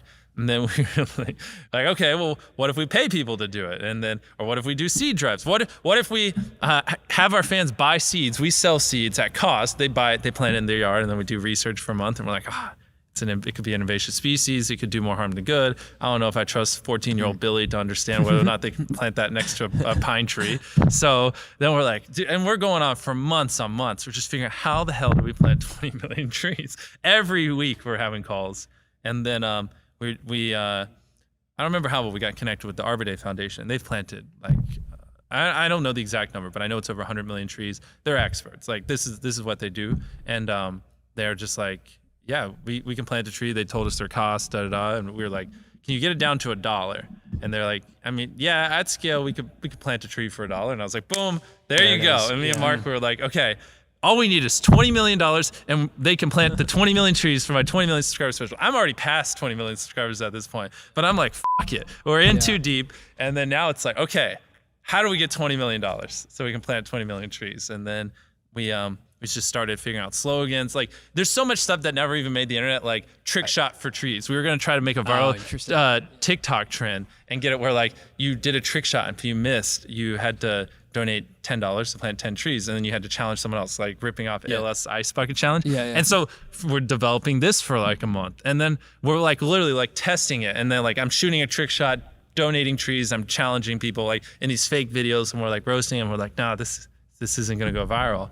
Like no one cares, right? And we're just workshopping all this, and then I don't know how we landed on it, but then we were just like, you know what? We're just gonna get our audience to donate, and we're just gonna get every YouTuber we know to make videos on it, and we're gonna just magically pray we don't only raise $500,000 and look like the biggest idiots on the planet. And so we somehow got a list. It wasn't from YouTube. It was like some company that does a lot of YouTube data. They sell to like media companies, and they just gave us a list of like all the biggest YouTubers, like on an Excel sheet. And me and Mark just like, it took forever, man. We're just going down the list, and I'd be like, do they follow you on Twitter? No. Do they follow me on Twitter? No. Do they follow? And we'd check our Instagram. We'd find some way to reach out to that creator or someone who follows us that follows them. We'd be like, hey, get us in contact. And we'd be like, hey, doing this thing. Make a video about trees. Tell your fans every dollar they donate. Boom. And we went down this list, DM'd over 1,000 of the Beast creators, got hundreds of them to make videos on it. They all launched at the same time as our videos. And yeah, in the first day we raised millions of dollars and we crushed our $20 million goal. The quote of the night is, all we needed was $20 million. But that campaign like was that awesome. wasn't the problem. Yeah, that wasn't the problem. It's wild, man. There's so many, like, literally, it was 6 months of me just being, and Mark more so than me. Yeah. I'm of the kind of like, okay, let's do it nature. But Mark's like, every other day we'd have mental breakdowns. We're like, we're not going to raise $20 million. What are we, crazy? Like, we should do $2 million. And I'd just be like, nah, let's do $20 million. I hit 20 million subscribers. Mark, it's a funny story. And then I would convince him, I'd be like, and also it's $20 million by 2020. See, it's a good slogan. And he's like, oh, well, if you put it that way, I guess we'll just keep the unrealistic goal. I mean, that was a big success, though. That was huge. That was a huge probably, success. It is the biggest thing I've ever done. Yeah. I mean, literally, not all 20 million have been planted. I think like 12, 13, somewhere in there has been planted. I think all of them, all 20 million will be planted by the end of next year. And yeah, I think that's a really good example of like you make the best videos possible and then you can do anything. Like you can do such interesting things. Like if you want to plant 20 million trees, you could do that if you're making good videos. Yeah, but like, and the thing is like 99% of people, even if you had that idea, like, I mean, that was so much time, man. So much time and so many, like it started with 1 million and it's like half a year of just nonstop obsession and grinding and reaching out and learning and trick shot for trees and this and that, all just culminating to that final end point. And like 99% of people would have gave up. Like they would have gone, I want to plant 1 million trees, and someone would have gone, you can only plant 100. And they would have been like, oh, well, guess I can't do it. You know what I mean? Do you think attention is the most valuable currency in the world? Well, of course. I mean, if you could post something and everyone in the world would watch it, you'd be the most powerful man on earth. So, of course. Simple question. Yeah. I was just curious if you had that opinion. I did. Yeah. Yeah, I have the same opinion. That's where that conversation ends. So what you did with Mark was really successful. Do you have plans to do something different with him? So this year, it's a few days after the 2-year anniversary of Team Trees, we're launching Team Seas. I don't want to give away too many spoilers. Okay. You know, $1 might get something out of the ocean. We'll reveal it then. But if you are a creator, which I know you guys have a lot of creators that watch you, hit me up or Mark Rover. Team Seas is happening this year. We're gonna try to raise more than $20 million, which is terrifying. I need your help. I'm sick to my stomach thinking about it. You're gonna raise $1 for every grain of sand on the beach. Yes. Yeah. Sure. Yeah. That's the one. Yeah. Team Trees was definitely the biggest reaction that I remember. Yeah, of like for just sure. global headlines. Yeah. Everywhere. Elon Musk donated $1 million. So we had this leaderboard. The more you donated, the higher up you got. So like it would like get like a ego match for people, and like so like someone would donate 100 grand and be number one, and someone donated 101, and then someone donated 200, and Elon Musk donated $1 million to be number one, which I thought was cool. And then Toby from Shopify, which I love, shout out to you, you're like super cool, donated like $1,001. So he took the spot from Elon and just sat up there. And I thought that was funny. That's so good. Toby, if you're watching this, when Team Seas happens, DM me. That'll be fun. We expect over $1 million. We expect 1 million too. No, I'm kidding. Even if you don't donate, it'd just be cool to get your thoughts on it. But over $1 million and $2 would be nice. Is that what we're doing? Just peer pressuring billionaires? Every billionaire. We write if you don't donate. I'm curious just if you, in terms of YouTube, like I'm really curious your perspective on the vlogging format. Like creators like Emma Chamberlain. Okay. Like, how do you think that plays into the concept of like her viewership is really significant, and sometimes she's just like at her house making coffee and making a peanut butter jelly sandwich. Sure. Like, how do you think she captures that much attention? Well, I mean, it is entertaining. She's a naturally funny person, and like that is a skill. Being I couldn't do that. Or if I did, like it wouldn't be so off the cuff. Like she's just a naturally witty and funny person. Like Chris in my videos, one of the wittiest people I've ever met in my life. Like you could just drop this Gatorade bottle and he'd say something that would just make you laugh like crazy. And it's like, where did that come from? Right. But at the same time, you're limited by your personality. Like she's doing well. She's top 1% of creators. But I mean, how many views a month? Like 40 or something. Like it's great. It's phenomenal. But it's like she's tied down to her personality. If you don't like Emma, then you're not going to watch her videos. You know what I mean? And so there's only so big that can take you. And even if you do get super big, it's like literally just all on your shoulders. It's a lot of weight and a lot of pressure. So that is a lot of pressure because the product of the video is your personality. Well, yeah, because if you're depressed or you're going through stuff, you know, it's harder to make videos. You know what I mean?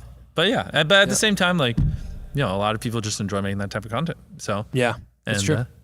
I asked you yesterday, do you need to be in a good mood to film a video? And you kind of said, you said like, I don't really have a choice because if I don't, then I just burned $500,000. Yeah, on some videos. But also your format lends itself that you don't always have to be in a good mood because like it's the story work that went in beforehand that ensures the reaction. Whereas like for Emma, she probably does need to be in a good mood. Exactly. Like she does have to be in a good place for her personality. It's like two drastically different creators.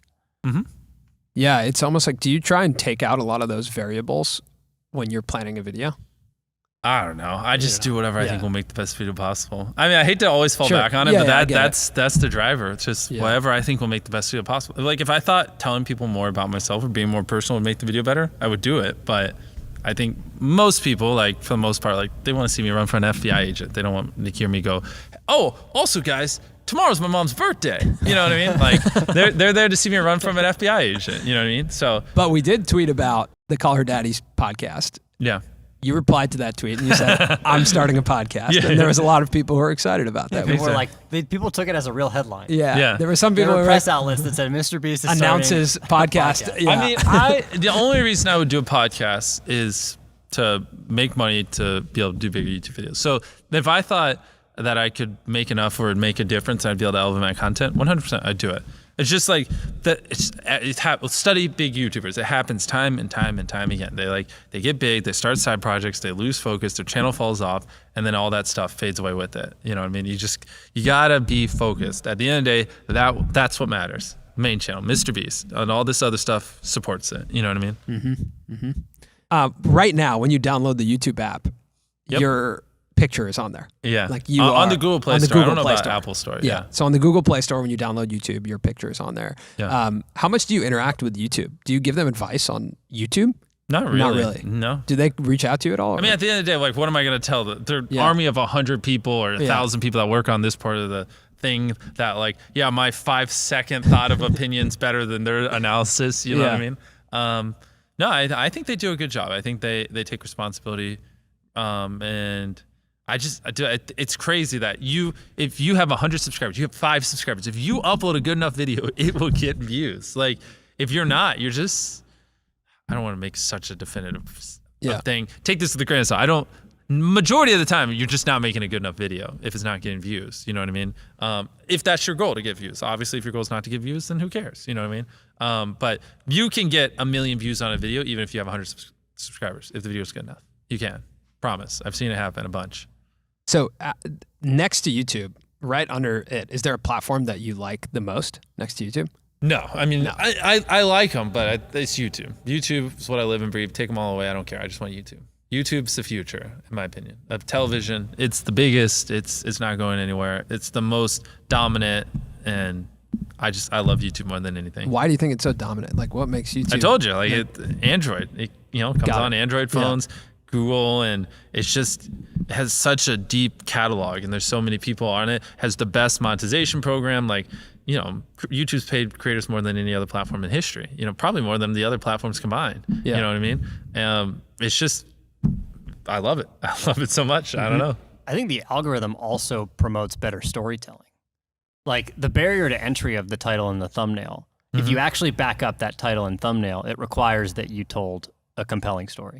Agreed. Right? And then when it comes down to retention, if you actually keep someone from 0 to 15 minutes, you've done a good job of telling a story. My problem when I load up YouTube on my TV is that there's too many videos I want to watch. It's gotten too good at recommending me videos that I see like 4 on the top row and like the top half of like another 4, and I'm just like, I want to watch all these. what do I do? What type of videos are those? Like, what are you watching? Like, it'll probably be like how U.S. aircraft carrier gets food and or delivers mail. Air flight patterns of planes, and then this one will be like how this random guy on Reddit turned $1,000 into $1 million, and stuff like that. And then there's like the random like what Aristotle taught people in 10,000 years, whatever ago, stuff like that.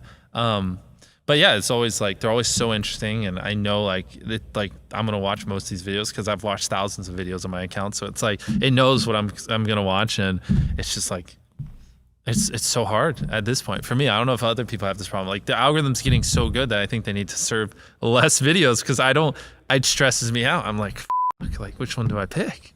I want to watch them all. Is there an analytic that you wish you had? I would love to be able to see. Well, a bunch. Which one do I say? That's a hard one. I would love to be able to do A/B testing thumbnails. I think we all agree. Yeah. Like that one, I don't even need to be. Second, I'd love to see, like if someone watches selling houses for $1, right? They watch this video, they watch all the way in to the end, and I would love to be able to see like if they went and watch another video and another one, right? Or a better example would be like I did last sleep circle for 10 grand, right? I'd love to be able to see, okay, well. A lot of people who watch this went and watch like Last Sleep Slime, and then actually you can see that. I just wish there was just an easier way to show it. Like follow viewers around. Cards, you mean? Well, you can click on a video suggest and see which video suggest it. I guess I'm just too lazy to dig through that.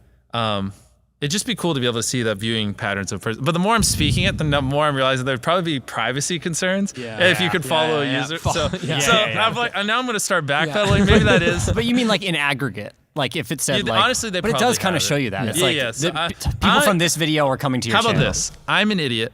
And that just disregard everything I just said there. The more I think about it, the dumber that was. So there was a couple things on your financial statements that I found really interesting. We're back to that. He loved the financial statements. Yeah, I loved it. That was my favorite part of the trip. They're fun to talk about because no one's ever seen them before. Yeah. Yeah. So one of the parts of your financial statement was also merchandise. And I feel like it's not something we hear about that often with you unless it's like you're writing everyone's name on a wall or like giving away a Tesla. Yeah. How do you interact with that? Are you like, does it interest you? I saw that it's like available in retailers. Yeah, we're in Zoomies and that's going well. I don't know. I just like, I'm so obsessed with like making the best videos possible that I hate promoting merch and videos because it drives people off the site, which hurts retention and you get promoted less. And then if someone's going to watch that video in the next video, well, they watch this video, you send them to buy merch. They don't watch that next video all around. So it's like, I could make, ungodly amounts of money if I promoted merch every video, but I just don't want to. I just want to make the best videos possible, So, it's not what it could be, basically. Fraction of what it could be. If I most videos, I don't even mention merch. Imagine if I promoted merch every single video. You know what I mean? Like, I would sell a bunch, but I don't know. I just want to make the best videos possible. And I don't think promoting merch makes a video better. But but let me backpedal a little bit. Sometimes I do need to promote it because some videos cost over $1 million, and I don't do $1 million per video in ad revenue. So, Yeah. All right. So we did a YouTube money calculator to see how much money your channel has made in total in its lifetime. Okay. Lifetime? Lifetime. Yeah. Okay. The main channel. Okay. Yeah. And so that's off at 12 billion views. 12 billion views. Okay. So the number it gave us was $28 million. So it's assuming like a $2.3 RPM. Interesting. Obviously, I've spent tens of millions of dollars on my videos, so the money has to come from somewhere. I will leave it at that. You know what I mean? Okay. Yeah. All right. Because you've spent more than that. Of course. Yeah. Tens of millions of dollars have gone into my YouTube videos. Like, because I've taken all the money from the gaming channel, the Reacts channel, all the other stuff I'm doing, all my merch, all the brand deals, everything, gone right back into it. Yeah. I don't know. There's probably going to be a day where I'll spend over $1 billion on just YouTube videos in the future.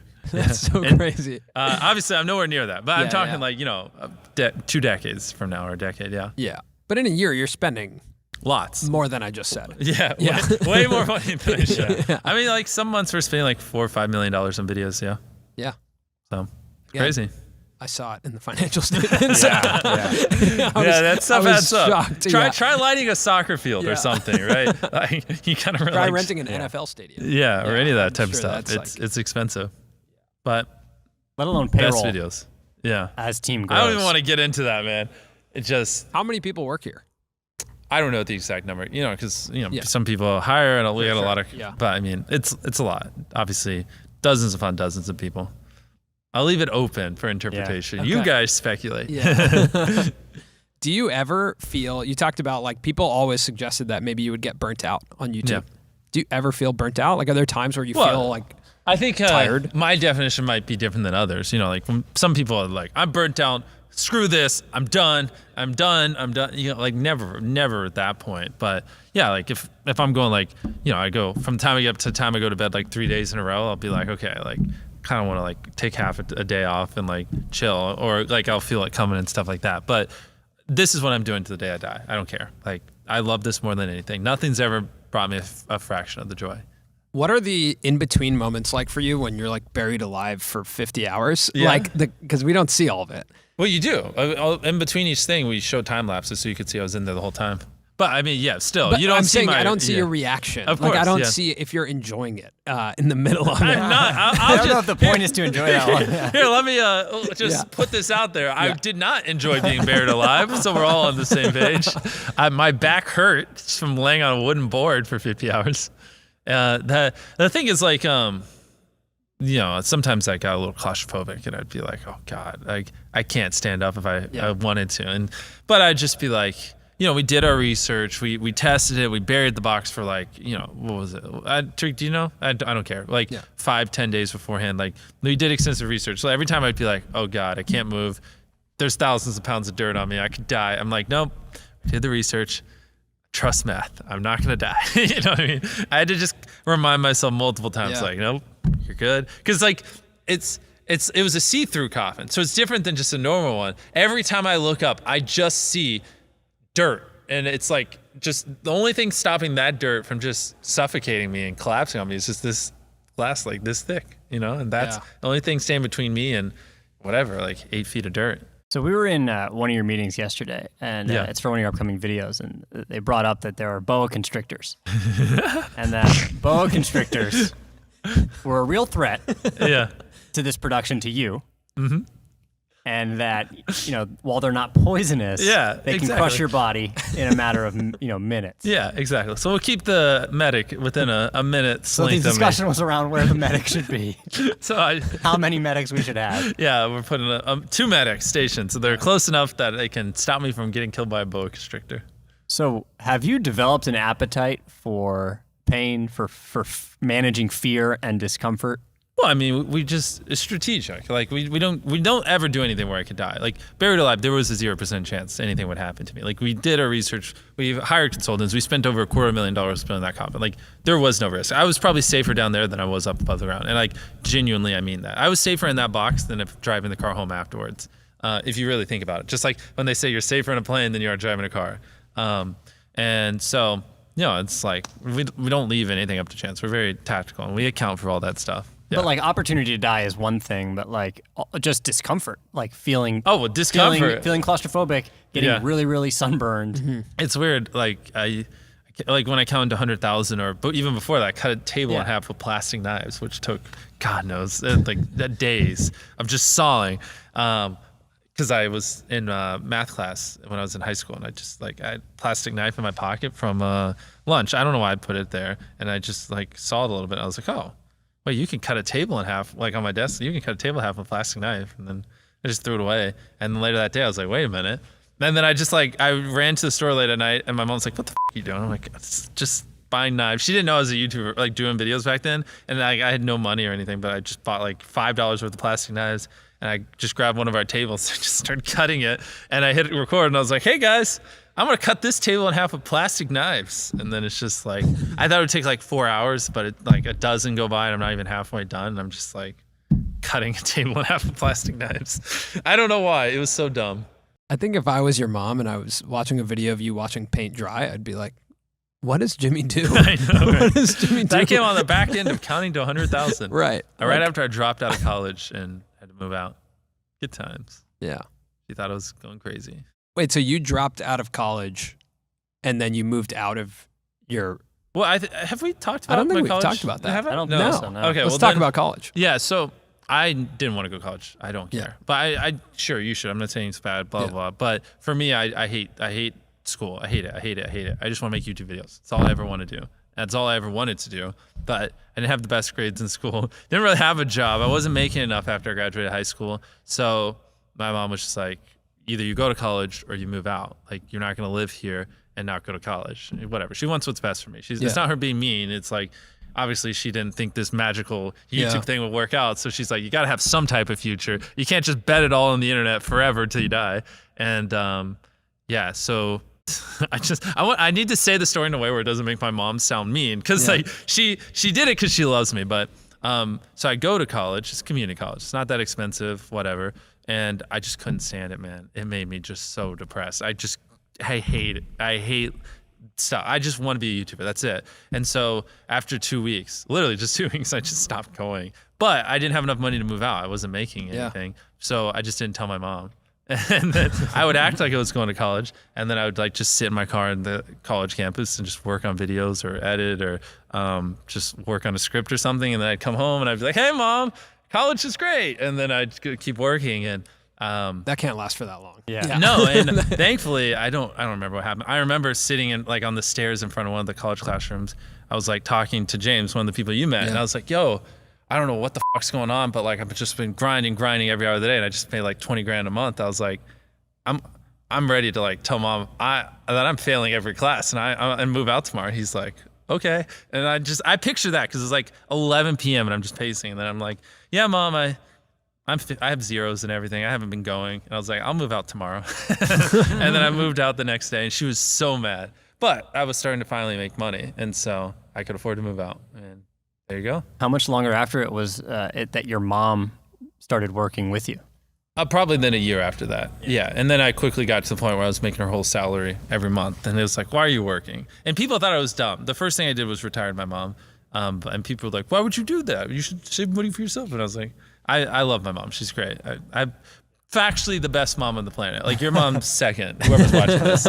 But yeah, I put her through a lot with poor grades, poor everything. And like, I mean, in a world where like, you know, I fail college and nothing comes out of this YouTube thing, like, it's just funny. I think what I could tell from meeting your mom was that your mom loves like the story of you becoming who you are today. She loves it so much. You go around to all the other studios and offices, and there's really like, there's no photos of you on the wall for the most part. There's no like pictures from videos, screenshots, anything. There's a lot like of play that. buttons. There's a lot of play buttons. I'll say that. I'm sure they're playing a clip of them. There's a lot of play buttons. But it wasn't until we went to the office where your mom works, where we walk in, and it's like a MrBeast museum. And I was like, oh, okay, so she's the one who's nostalgic about this entire journey. Yeah, because I mean, before I did that thing, like 2 weeks into college, I was like trying to negotiate with my mom. I was like, all right, here's the deal. I'll go to college if you do all my homework. You do all the homework. She's like, no. I was like, but I can't do this. I was like, I have to make videos. Like, this makes me sad. This makes me happy. And she's like, this doesn't make money. This will make money. And I'm like, but this makes me happy. And she's like, no. And I forgot that part. That's when I stopped going. My mom wouldn't agree to do all my homework for me. Another funny story is, and I don't know why so early in the semester we had this, but we had to pair up with random people to do a project.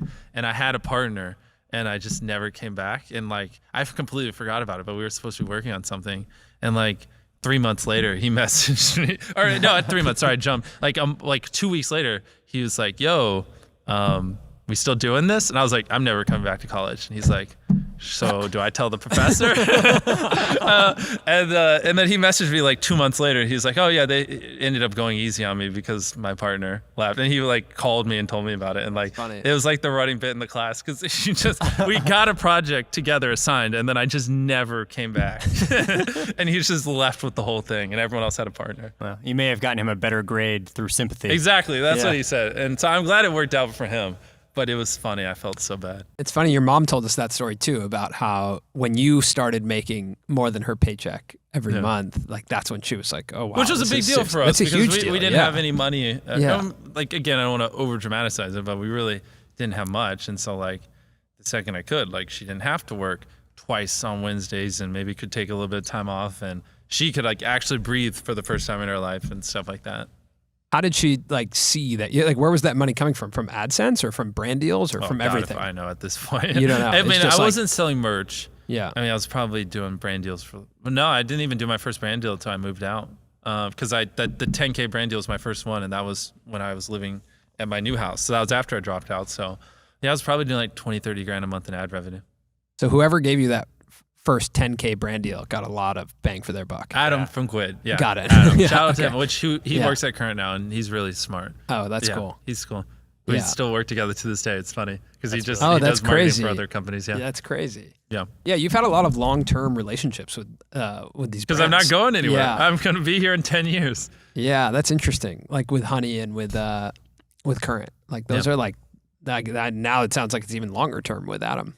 That's cool. Exactly. I mean, hiring Adam is cheat codes for your company because he just knows so many creators. And like, if he was just at some company that's doing like $1 million a year in revenue or whatever, I'd still probably work with him just because I like the dude. You know what I mean? Yeah. It's kind of funny. So this space now, this is now the official like biggest single investment you've made. Oh, of course. By 20 billion folds. You know and what I mean? as we like, you guys are only seeing the inside of this space, but there's also a lot of space around it. I don't know if I want to go too in depth, but sure. more acres than you could ever need. We're going to build 20,000 square feet of office. We're going to build a replica of this. I mean, the problem is, like I talked about before, if we have multiple warehouses, but since the videos take months to do, and I want to upload in an ideal world for a month. So, and if videos take 90 days to do, you know what I mean? Like that's 12 videos that in the next 90 days you got to do.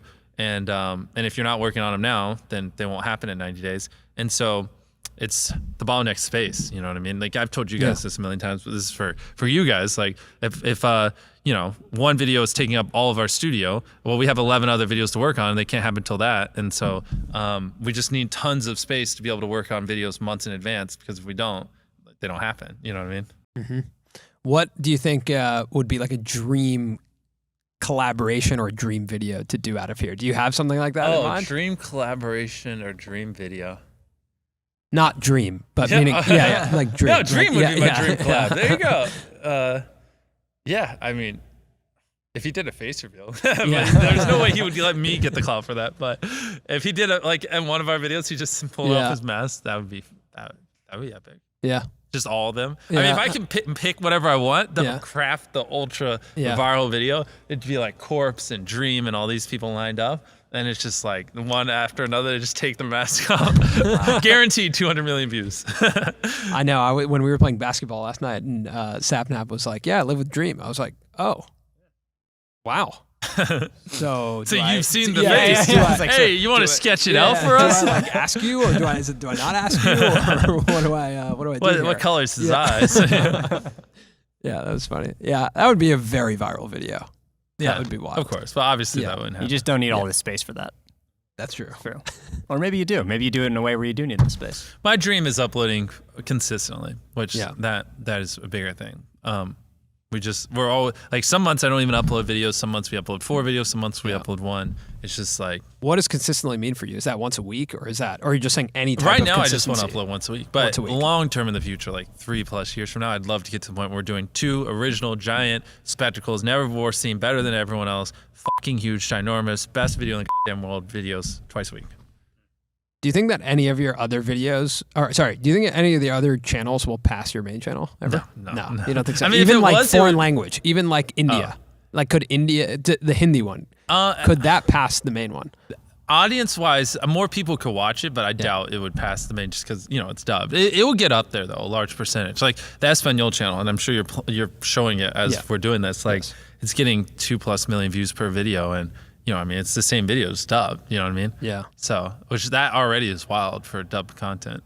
Totally, but it's like this. It's actually a classic strategy in every other type every of entertainer. Disney film or whatever. Or Like, I'm a huge fan of anime, and like I saw this one video of Naruto where they like compare a really emotional scene in like 10 different languages, and it's just funny. I mean, when I used to go to India when I was a kid, I would watch Friends in Hindi. Like, really, I'd sit there, and like. Do you speak Hindi? I understand it fluently. I don't speak it. Can I just hear a sentence in Hindi? Sure. Yeah. Come on. Yeah. Namaste, aap kaise ho? Interesting. Yeah. Okay. That means, hi, how are you doing? Tariq, you want to talk in Arabic for us? Let's do it all. What's that word you always say? Habibi?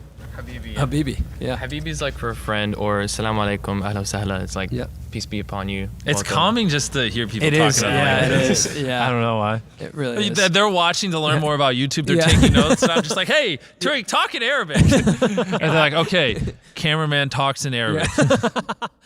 Comedian cameraman speaks Arabic. Yeah. Okay, we got the formula. It's interesting, like if you don't know what someone else is saying and it's a different language, you can sort of like surrender the fact that you need to understand. Exactly. Or that you need to pay attention to comprehend. You're just listening as if it's like, I kind of get that. You know? Yeah. Where you're just like, I don't have to, I just get to enjoy that. Yeah, just sit there and la la land. Yeah, but that's why visual storytelling is so important. Like That's the true, stuff that doesn't need language. That's like the stuff that at least I've seen goes the most viral. Well, and I know we've been going on for a while, but now it is the time to hit us with the most important question, because you're rehooking the viewers. You're telling them this video is not over. What's the big question to keep them watching? Last time you were on our channel, you told everyone that if they subscribed, you would pick one of them and you give away $1,000. Or actually, no, you guys gave you it. told them that we would give away Did you do $1,000. it? Yeah, we did it. We did it. We I did was about it. to say, 'cause I did didn't it. do it. No, we did it and we So, filmed it too. Yeah. Yeah. My question now for you is, if people are watching this video and they subscribe, how much money do they get? if either we How much give money it or do we you give them? Yeah. Okay, how about this? If you subscribe, not you, but one random person that does, I'll give you this Gatorade bottle. I'm gonna give it to you. Okay. And they'll give you $500. Okay. Deal. Yeah, you go. you can get this unopened. Here, actually, no, unopened. No, here, let me make it less valuable for you. Okay. Here, we'll just drink a sip. Clip this, sell this on eBay with this clip. Someone pay $500 for this. We are literally going to take this. So if you subscribe to the channel, you can win this, and you can win $500. There you we'll go. pick one random person. All you gotta do is hit that subscribe button. We're closing in on 1 million subscribers. The second they just start getting 70% retention on a video. We're closing in the second they do the things I tell them to. Yeah. All right, Can't cool. wait to find out who gets this. Whoever gets it, don't drink it. Damn it. Watch gonna be this funny. gets like NFT'd. And then- Yeah, that's going to get NFT'd. Cool. Okay. Cool. I mean, I'm happy with I'm that. happy. Yeah, man. that was awesome. Yeah. Okay, Unless well you then want- that means we should abruptly end it for good retention.